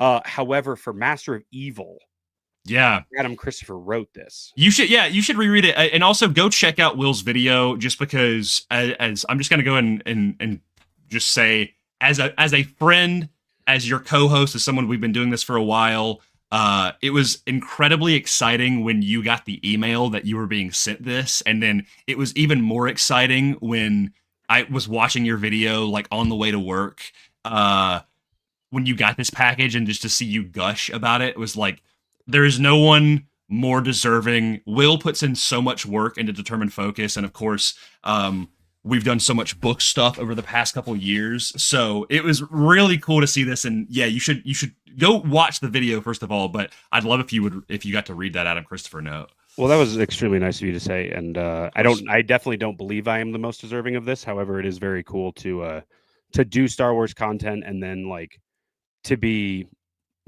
nice an email like that of like, hey, do you want these? It is.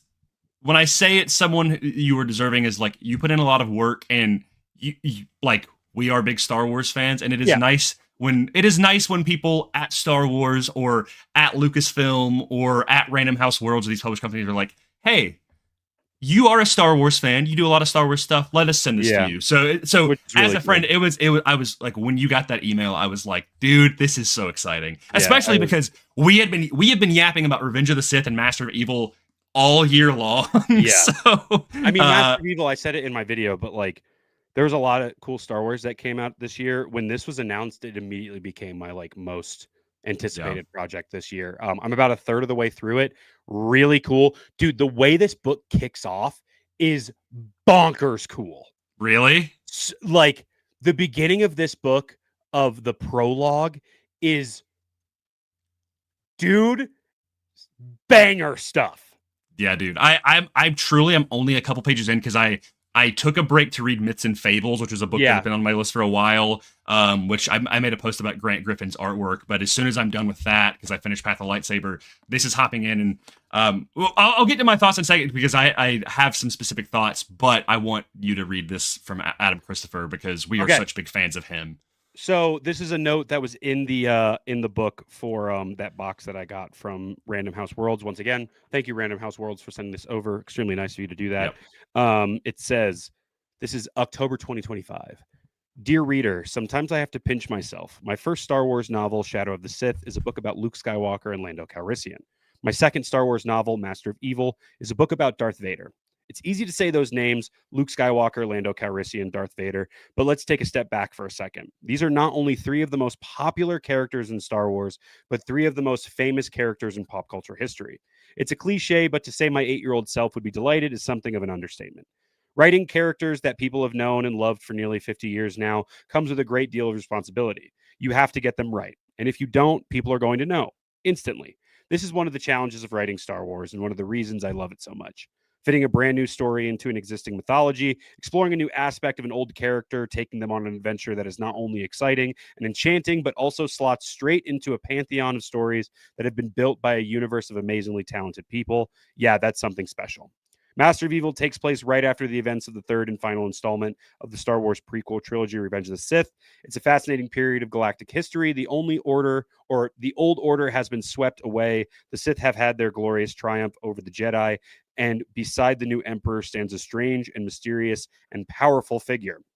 Cloaked in night, his face hidden behind a skull-like mask, Palpatine's enforcer is an enigma.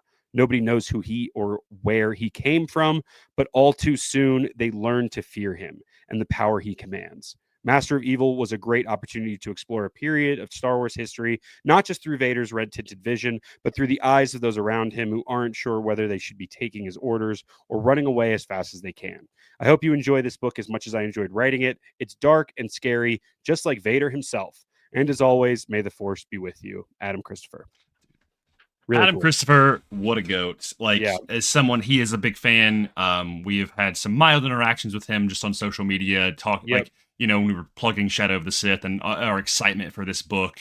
So what I was going to say is I after I finished Path of the Lightsaber, I listened to a little bit more today because I wanted to. I had not listened to the audiobook yet. I'm someone who I typically read more than I listen, right. But by the way, a little free pro tip: if you have Spotify, you get free 15 hours of listening to an audiobook every month. So Master of Evil is immediately available to you on Spotify. Which we haven't said yet. Mark Thompson does the audiobook for Master of Evil. And he's truly so. I listened to a decent chunk of Heir to the Empire and Dark Force Rising: Last Command. I went back and forth. A lot of it was my own reading, but there were certain parts that I did listen to, like the beginning of Heir to the Empire, and then like a good chunk of Last Command. I love Mark Thompson, dude. He is his Dooku is awesome. He is so like enthralling, and I love the like presentation that he does like when he is speaking. He elevates these stories. If there is an audiobook that Mark Thompson is doing, it immediately is good. Like, and yes, Sunny's a big audiobook person too. She got to write a little bit about it as well for Star Wars Newsnet. And yeah, it's Mark Thompson is goated. Yeah.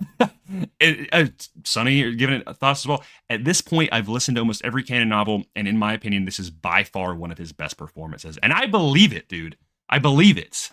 And I know that was a big thing when we talked about Shadow of the Sith last week, that not everybody loves. I started getting some comments. So some people were like, I love the audiobook, and some people were like, I don't love this audiobook. But I've never heard, like, when it comes to Mark Thompson, like, and also Mark could not be a nicer guy. Could not be a more passionate Star Wars fan.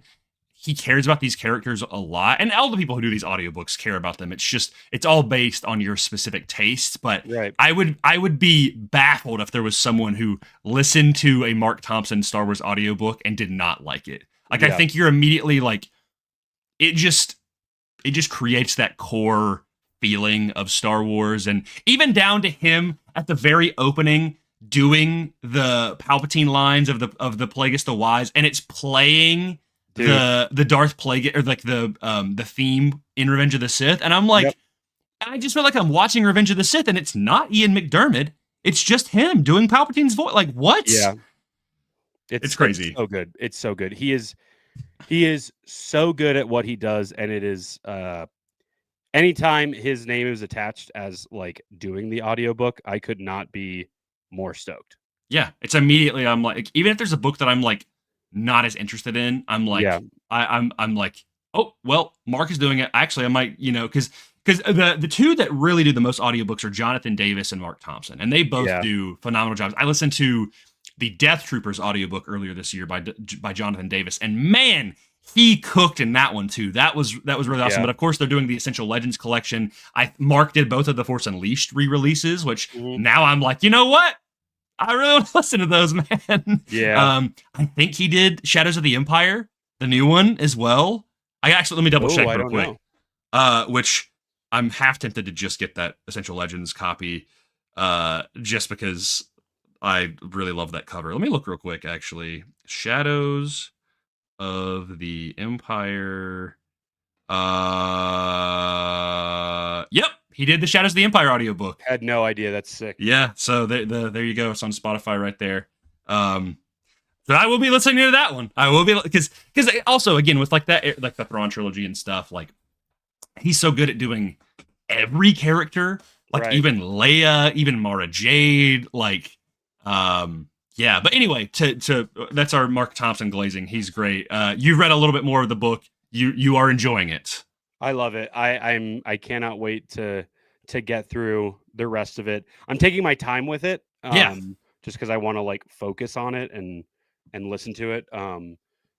Shadows of the Sith is a book that we just did for Tales, but like I had read that book initially when it came out and listened to the audiobook. So like revisiting it is fun. It's kind of like when you put a Star Wars movie on in the background, but like first time reading, I try and do my best to truly get into it. And I don't know. Oh, I'll save it for later. But eventually, maybe doing this on Tales with Connor and Seth. That is the plan currently. So if people are wanting to read along, like the reason we did Shadow of the Sith is one, because we were deeply stoked about doing that one. That was one that was top of the list. But also because we had planned doing Shadow of the Sith, and then literally as we planned on doing that, as we finished Revenge of the Sith, they were like, "Oh, and Master of Evil comes out," and that's also Adam Christopher, and we were like, "Well, we might as well do that one." So, so I started opening. I love I'm not super far into it, but like there is just this sinister kind of unsettling feel about it, and that that was my favorite stuff in Shadow of the Sith, was the stuff with like Exum Panchard and Kiza, like those, like Adam Christopher is really good about kind of putting out the darker side of Star Wars, pun intended, out on display. And so like I would just say, like, sports, like opens up with Dooku, and it's really cool. Like it's really fun. It is so cool. So yeah, and like I said, we were someone that we read and listen to a lot of Star Wars books. Obviously, we just got done talking about Path of the Lightsaber. Immediately after this, we're going to talk about Star Wars comics. But like this, and next year we're getting Star Wars Legacy. Yep. By Madeline Rue. Cannot wait, dude. I'm deeply curious to see who's doing the audiobook for that one. Which either way, I'm stoked for. There's a couple of great female VOs or VAs, I should say, that do some of like the like from a certain point of view books and everything. And considering Leia and Rey are such a big point, would love to see who tackles that. But Star Wars writing, Star Wars literature is on a hot streak right now. That's all I'll say. Between Legacy of Vader, which we'll get into in just a second, Path of the Lightsaber by Kenny Ruiz, and now Master of Evil, we're feasting pretty good. Feasting. Yeah. So if you have not already, if someone asked the what's the price range, I think it's just under $30 maybe. But it's a go. I don't have. Like, Will, you have the copy of the. He probably has the price on the back. Is it on the inside slip? Let me look. You got the priceless version. His is priceless. It doesn't say on the inside slip on the back. Does it say it on the front? Maybe on the front top. Oh, 30, yeah. Okay, so yeah, it's about $30. I think they're actually about $3 or $4 cheaper at Barnes and Noble. So if you have a Barnes and Noble around you, they're doing like kind of a debut kind of discounted price. So yeah, or support a local bookstore. I get my books from a local place because I love supporting local bookstores and I love books. So yeah, but I guess that leads us into yet another Vader adjacent thing. We've already alluded to it. But why don't we roll the bumper? Oh wait, it's this one.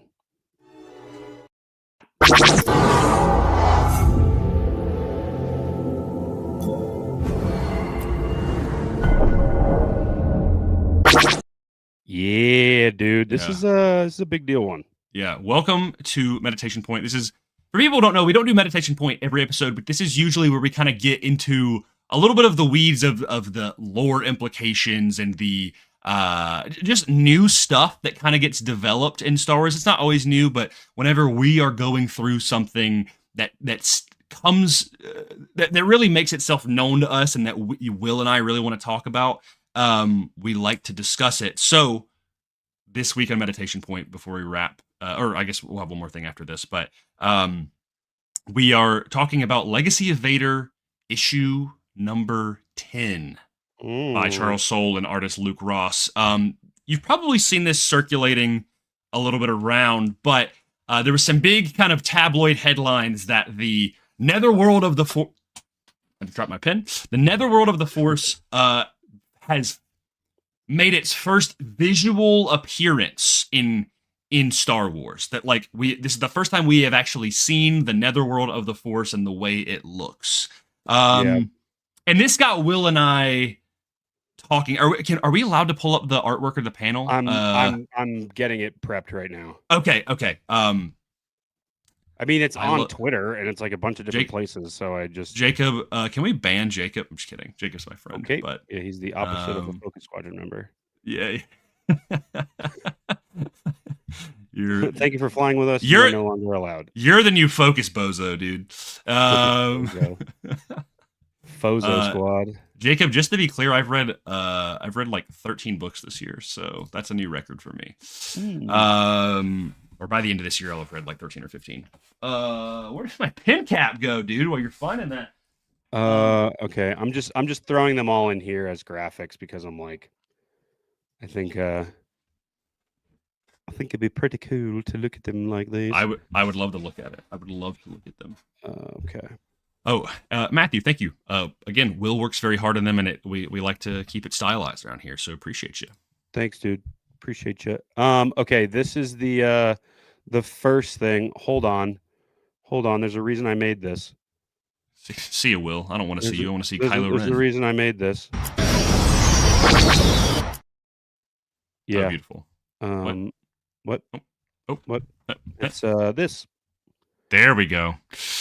Yeah. So there's basically the premise of this issue is that it's kind of, I think it's kind of like a transition issue to say, where because there's not currently like the last issue was like what Tava kind of flies off, Tava Rin, and so anyway, well, it is. I want to talk a little bit about that, and just in terms of this sort of stuff. But Ben or Kylo feels like the presence of Luke Skywalker is like haunting him, or more so like that he's watching him and he's trying to figure out a way to like eradicate Luke's spirit, I guess. And which is interesting because it's kind of pulling from the drafts of when Luke's spirit was haunting him in that original Rise of Skywalker draft, when it was Duel of the Fates. But yeah, so Ben, he kind of has this nightmare, and then he's like transported in this like vision of what he views as the netherworld of the Force. Yeah. Or where all basically the Force ghosts or Jedi spirits hang out.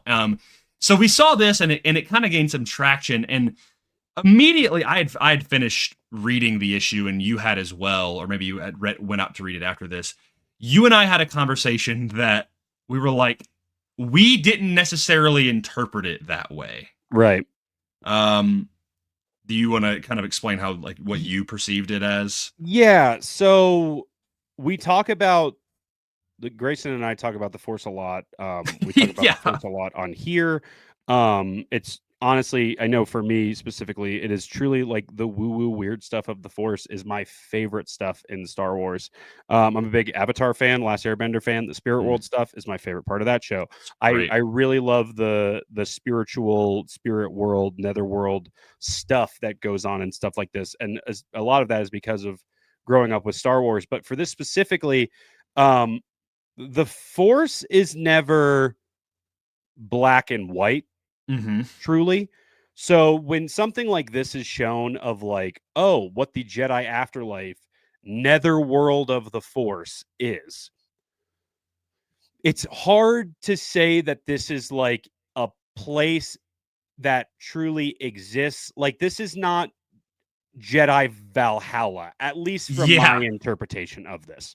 What I assume is going on, and Grayson, you and I talked about this, is this is the way the Force is presenting Ben Solo's fears to him. And this is kind of the guilt, the anguish, the trauma of like Ben Solo wanting to end the Jedi, kill Luke Skywalker. He killed Luke Skywalker, or Luke Skywalker is gone. And that being the end of the Jedi outside of Rey.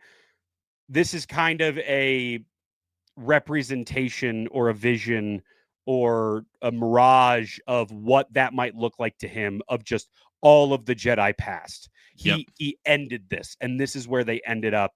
However, I think truly this is not a place that, like, the World Between Worlds is something that exists in Star Wars, and the World Between Worlds kind of looks the same every time we've seen it. I don't know if this is necessarily something we're going to see again.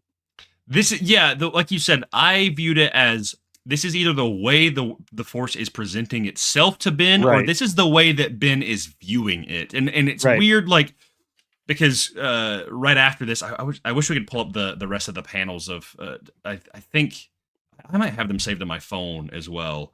Oh, thanks, man. Appreciate you. I didn't realize you had them. Wait, so you want the next one? Because this is the one. Yeah, where, that's the one. Yeah. Yeah, he's like talking to some of the other Jedi, and they're like almost like talking to him like he shouldn't be here, like he shouldn't be able to be here, sort of thing. And of course, Luke is dripped out in his Force Ghost robes, which is peak. But yeah, I kind of viewed it as like this is whether this is like a place that like the Force Ghost, because here's the thing. Okay, you think about all of the different ways Force Ghosts have presented themselves. I'm like, okay, well, you've got this, which is very new. You've got the World Between Worlds, which other than Anakin's the only time we've seen like a Force ghost be there. You also have Mortis, which is kind of a place that we are not entirely certain is a physical place, right? Right.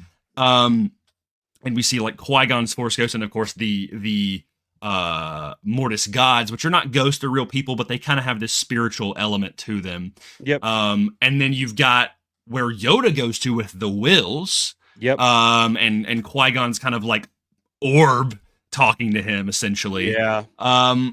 So it hops all over the place, you know, like and I think that's kind of the point. And again, like you said, I don't know if we'll ever see this place again. I feel like this is almost some sort of like it's because I don't think he would go, like they wouldn't take him to the War Between Worlds, you know. Yeah. I don't think that makes sense in the context of this. Like So- one could argue that it wouldn't make sense to bring Ahsoka there either, but also Ahsoka has already been there. So like Yeah. but yeah, MacMan, this comic is already out. This came out last week, 2 weeks ago. last week too, yeah, something like last that. week at some point. So you might be able to find it on shelves. Probably still be able to find it on shelves still.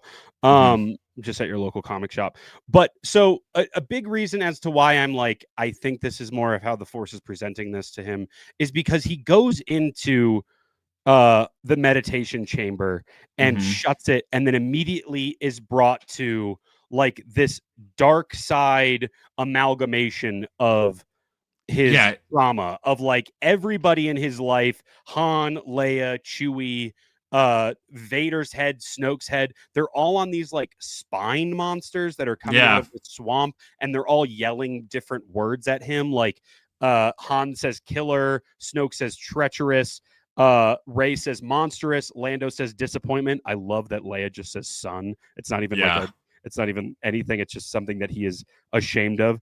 But like he immediately is like, I reject this. He slices all those heads off and he's like, I can't find Luke Skywalker. I need to find him. And then he starts remembering like different points from his past as a child, and like there's the panel that is a famous panel, at least for us now, of like Luke talking about the door of the Force, of like how open somebody's door is the like river and exactly.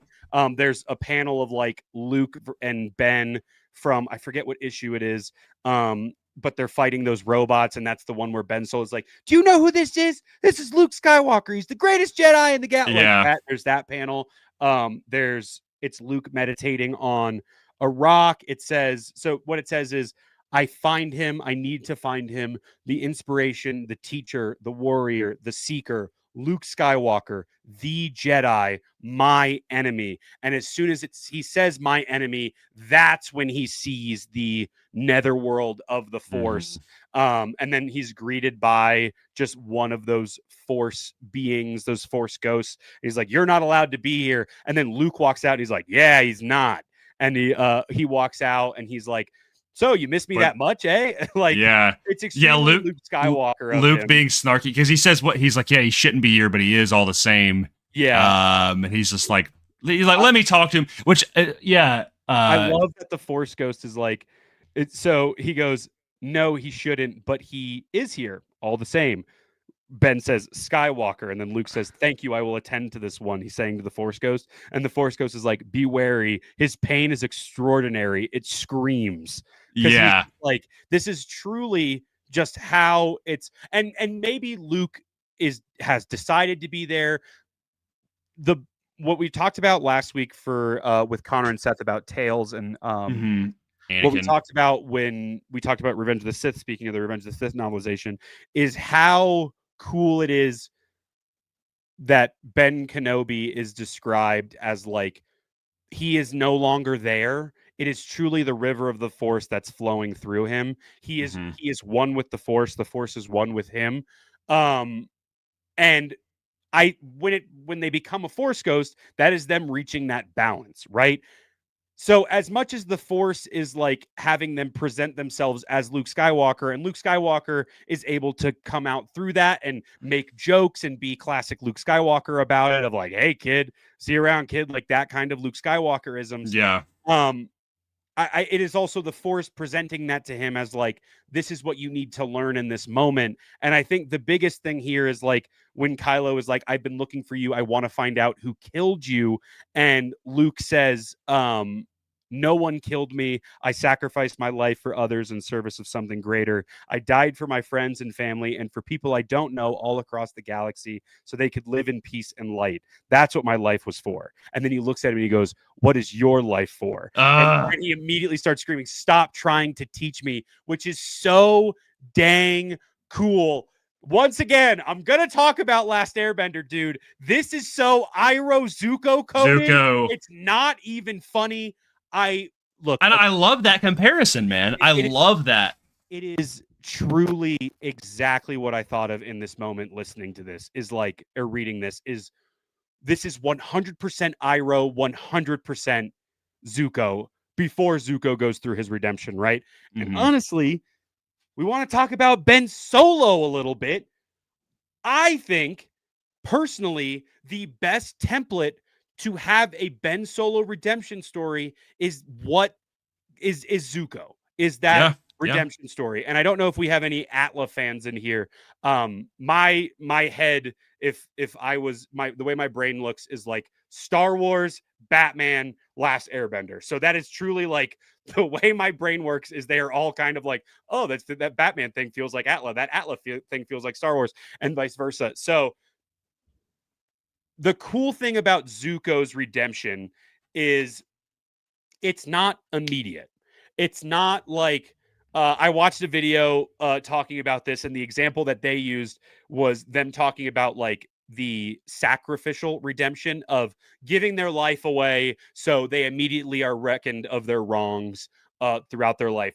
I die, so I am put kind of like the Vader dying at the end of Return of the Jedi, right? It's an extremely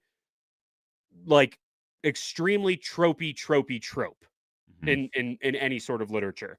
But what's cool about Zuko, it's theoretically done with Ben in Rise of Skywalker as well, but we don't ever really talk about the aftermath of it. It just kind of happens and the movie ends. No aftermath. Yep. He goes away into the Force and that's it.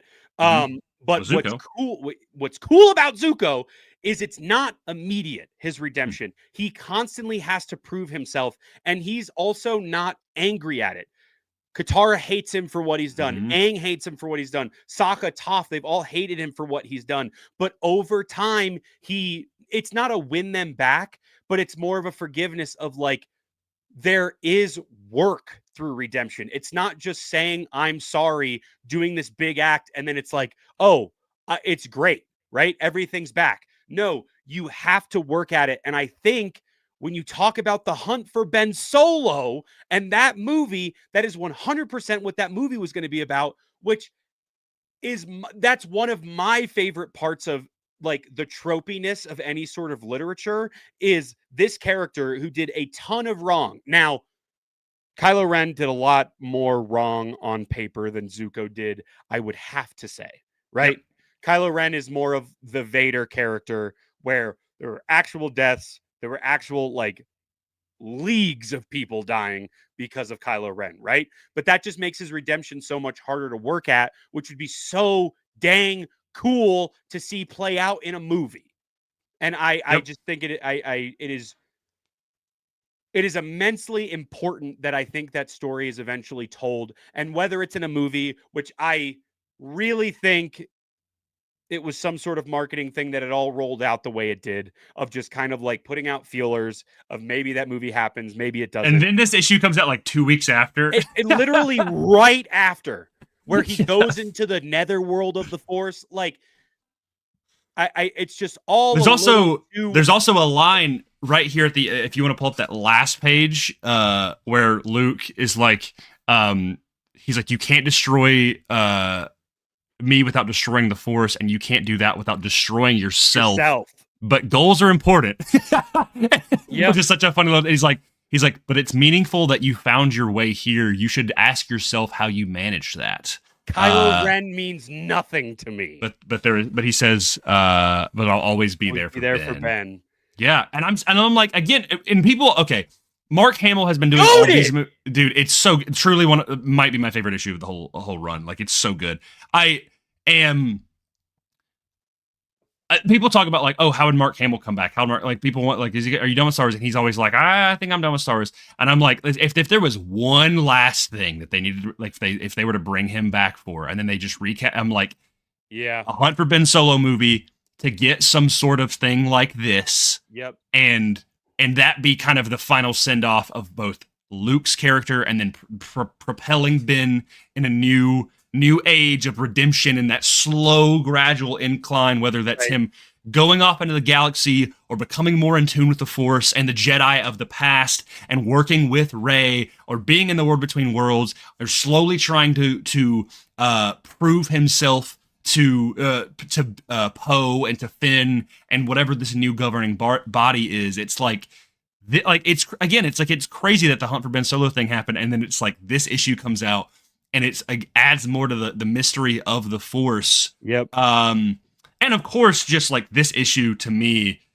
adds so much to Rise of Skywalker as well. Yep. Of like the fact that, like, you know, because people talk about Rise of Skywalker and they kind of rag on the scene when he shows up to talk to Rey. Yeah. When they're like, because he catches the lightsaber and he's like, is that any way to treat a Jedi's weapon? Obviously, people talk like, oh, that's just them like making fun of Last Jedi. But I'm like, but it's also Luke making fun of himself. Yeah. Right? Like because he literally says, I was wrong, Rey. Like, so you're talking about how your brain works of like Atla.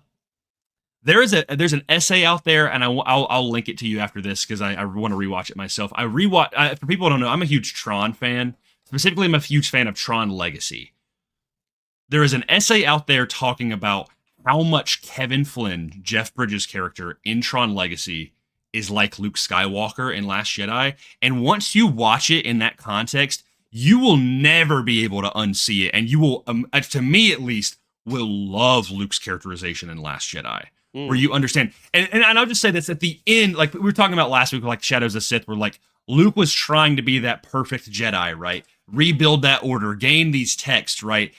There's a line at the end when Kevin Flynn is talking to Clue, which is the mirror image of himself, right? He was like, when I created you, I told you I wanted the perfect system. And you were right, but when I created you, I didn't know what perfection was. Perfection was in front of me the whole time, and I just couldn't see it. Perfection is unknowable, right? And Luke had to learn the lesson of like once he became a Jedi, like he was seeking that perfect Jedi order. And Last Jedi is him realizing that like that was all, like he didn't need to be perfect. He just needed to be Luke Skywalker, and that's him learning that lesson even at all that time in the future.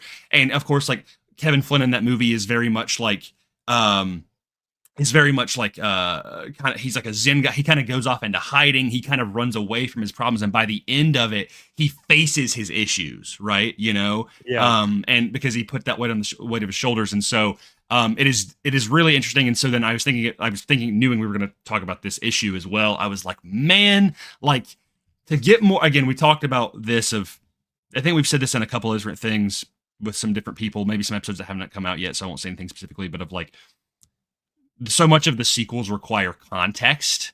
Mm-hmm. And I think this comic, I think things like Shadow of the Sith, and of course, A Hunt for Ben Solo would make so many people, I think, appreciate those moments and those tied together moments in the sequels happen. And so this again, like, Charles Soule, I is one of my favorite Star Wars writers.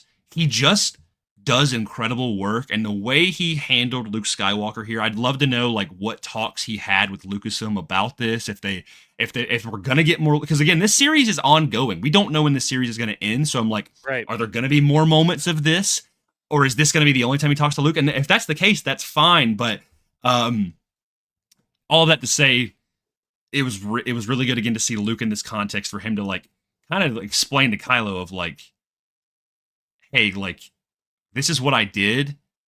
I don't care about Kylo Ren, but I do care about you still.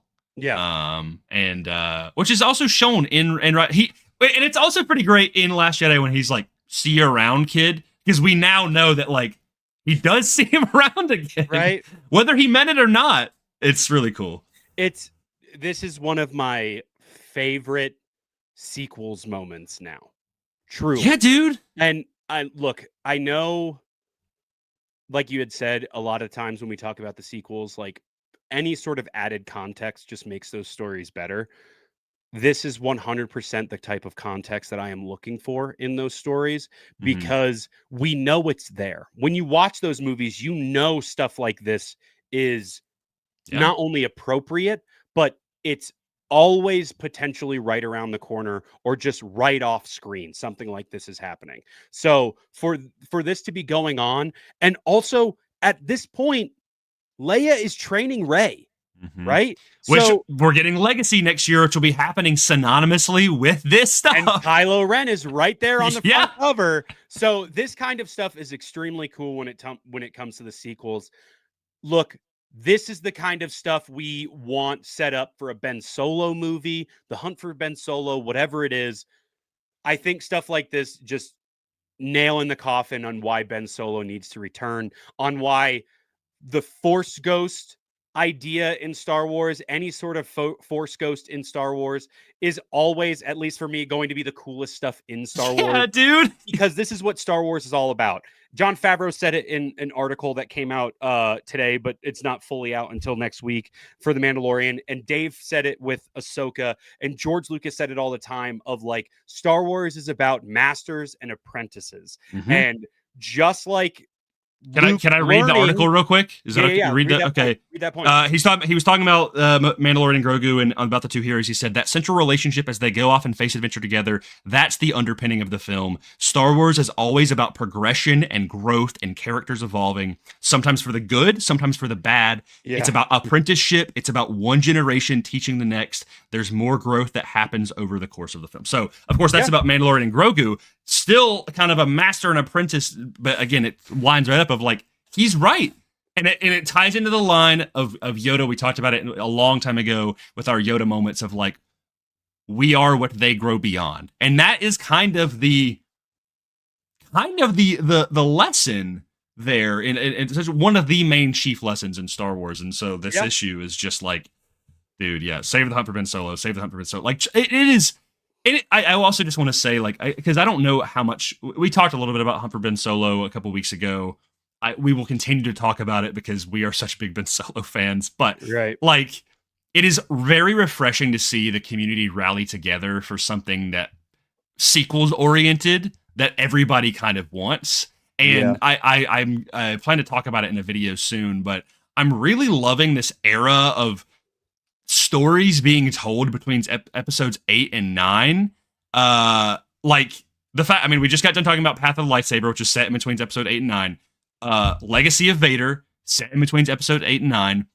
Legacy with Rey and Leia and Kylo, set in between episodes 8 and 9. And I'm like, the more context we get for this sequel stuff, especially with it, the 10th of The Force Awakens just around the corner, it makes me love that stuff so much more. And of course, just getting done reading Shadow of the Sith, like the more inklings we get of that, the better. Yeah. And I think also to have a Hunt for Ben Solo thing, something to, like, I think for a lot of people, like you think about the prequels, like the Clone Wars takes place like in between 2 and 3, and episode 3 is like after, was a movie that kind of won people back on the prequels when they weren't so hot in episodes 1 and 2. And so I think a Hunt for Ben Solo, people would look back on those movies if they don't inherently love them to be like, you know what? Yeah. Like maybe I don't love these things, but we got that and it was kind of worth it, Yeah.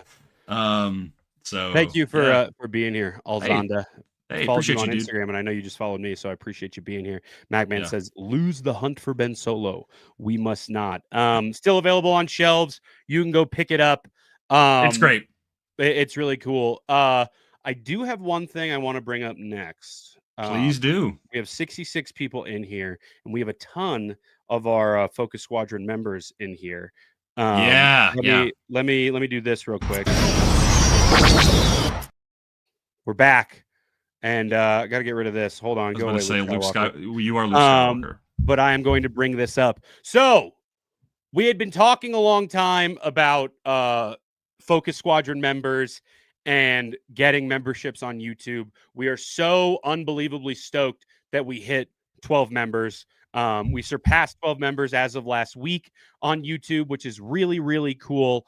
But one thing I did say is for Focus Squadron members, you guys are going to have specific shirts that you will be able to purchase for like a super small price. I'm making these as affordable as possible. Everybody will get a code. These shirts will also be exclusive to you, Focus Squadron members. Everybody has a number. We are Focus leader through Focus 14 right now. But just a sneak peek, this is just a rough draft for these shirts. I'm gonna throw a different draft in there, and you guys are gonna be able to vote between the two. But this is kind of what we're thinking right now. Yeah. With the Focus Squadron logo in Arabesh, obviously it says focus right there. This would technically be Grayson's because he is 001. But the way this would work is these shirts would go to you with a link specifically to this number shirt for your Focus Squadron number call sign, your number sign, if you will. So let's say who's in the chat. I'll just use Grayson as an example. Focus 1. Grayson would get the link to this shirt specifically. He would have a certain amount of time to purchase it if he wanted to purchase it, and then it would go away forever until we hit our next round of members, and then there will be another version of this shirt. So this only for this group of members right now will be available for them. This is a members only purchase that is specifically for Focus Squadron members on YouTube. So I did want to bring this up because I know we had talked about this. I said last week on Tales that I was working on this. Initial thoughts, like, are we cool on this shirt? Do you think this is cool? We've got a sizable amount of Focus Squadron in here, so please, everybody's saying. Wes said banger. Cool. Bud said let's go. Okay. Macman, I love that dude. Okay. Sonny likes it. So yeah, it seems like people are really liking it. Then maybe I bumped my mic. Then maybe what I'll do is I'll leave this as the design approved. I'll leave this as the design, but I'll let you guys vote on the colorway options that you want to be able to choose from. That way you can get this. Also potentially going to add, I know Cole was talking about jumpers, hoodies, which I can add those in there. That's an easy addition to throw those on there if that's something that you guys would want as well. And then potentially a hat. I know Grayson has his Focus Squadron hat that he wears. I know some other people have the Focus Squadron hat, but to be able to embroider the side of, it'll probably be like this or a ball cap, like a dad hat, where it'll have like a 001 or whatever that 00 or that 110 or whatever Focus Squadron number you are available to go through, just to have that on the side as well. But like I said, once these go live, and members, you will be informed of when these go live. It will only be up for a certain amount of time, and then they will go away forever. This is only right now design for members and anybody else who becomes a member up until that point. But honestly, what is it? It's November 17th. By December, these will be gone. These will be unavailable. So appreciate you all being members. I appreciate everybody who has joined in on YouTube and become a member on YouTube. Yeah. It is a really cool thing to continue to build this community that, we're a part of, but like you guys are absolutely, like this is 100% because you guys are here. So yeah, thanks so much for being here. Yeah. So, you just stay tuned. We'll keep you posted. If you're on Instagram and you're in the channels, we'll stay tuned. Yeah, probably could post, or if you're only on YouTube, we'll post some stuff on there. We'll keep you updated, of course. Yeah, on YouTube, I know there's the members only tab. That's where I'll do some of the voting on what colors and colorways and stuff. That way, you guys can have a say in what this stuff looks like and what you guys can pick from. I want to give you guys as much options as possible. And there will be a code specifically just for members to be able to get this. That way, it's like as affordable as possible. Yeah. This is something that I really want to do because it's extremely cool that you guys are here. It's extremely cool that you guys have become members, and as we do this thing with our guests on when we have guests on the show of like any guest that comes on that we interview, we give them we let them pick a shirt and we send it to them. It's our way of saying thank you. So this is our way of saying thank you to members. And there's going to be a bunch of other cool stuff. Grayson and I have been throwing around our soon to come comic book members only podcast episodes that we'll be running here pretty soon. That'll end up being a more regular thing for members. But yeah, there's going to be a whole lot of stuff coming for members specifically, and just for everybody. I mean, there's always going to be new merch on the store and whatnot. Yeah. So yeah. Even if you're not a member, there's still regular merch available. That you can go get. But if you want to join the designated fun, stay tuned. But seriously, for everybody who is here, or even if you're watching this later, thank you for being here. Thank you for supporting. Like we said, thank you for those super chats earlier. That was that's crazy nice of you. I think that's really gonna do it for this week's episode. You got any other final thoughts? I don't believe so. I do want to bring up the list one more time, just of the Focus Squadron members. This is everybody who's a member right now. This list was a whole lot shorter this time last week, and then it popped off. So we really appreciate that for all the members who have become members. It's a really cool thing. Saying thank you to us, but on behalf of everyone, thank you guys. Yeah, dude, we just get to talk about Star Wars, and it's a ton of fun. That's the thing is, I'm like, there really is nothing to think about other than we're lucky because we get to talk about Star Wars. So and soon to be other stuff, and we'll keep you guys posted on the exclusive episode stuff, and be a little bit more hands-on on what you would like for us to talk about. But definitely the goal is to talk a lot more about comic book or comic book adjacent things that are outside of the realm of Star Wars that we love, and we think hopefully maybe people will be interested in. And no, absolutely. I think that's it for tonight. We've been doing this for over 2 hours. Thanks to all 70 people who are in here right now. That's awesome. Appreciate you. Appreciate everybody here watching. Happy Life Day. Happy Life Day. Oh my gosh, we did that this stream, man. Yeah, I know. Yeah. we've been talking about Star Wars a long time. There's a lot to talk about today. There was a lot. And also we should make note that next week will not be a live episode as far as we know. We'll be out of town. So we're going to be playing one of our new episodes with a guest. Stay tuned for that. It was a very fun discussion. I'll just say we can tell him. Can I tease? Can I tease? Tell him. Y'all ever played Jedi Survivor? You ever played that game? They're one of them guys that I really love. If you know me, I'll say I don't want to spell it out entirely. Why? Okay, fine. Also, if you like Bad Batch, you're gonna like this as well. Or if you like the new Ghost of Yote, dude, right now. Yeah, or pretty much you're in the gaming sphere.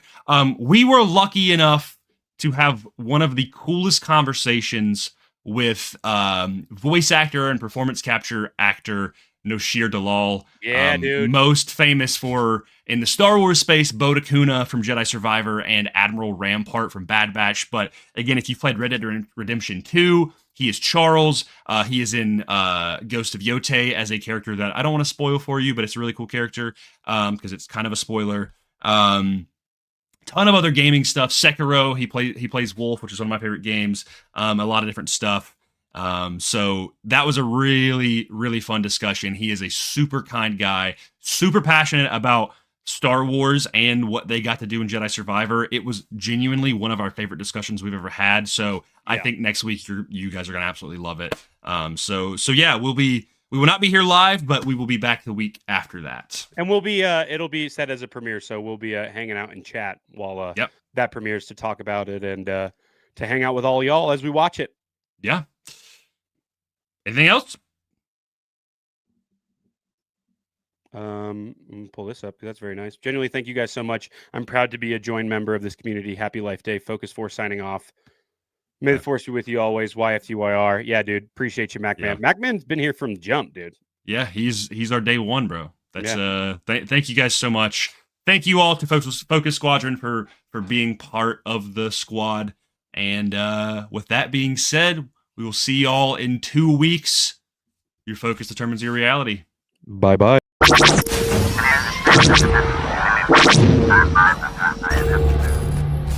Always remember.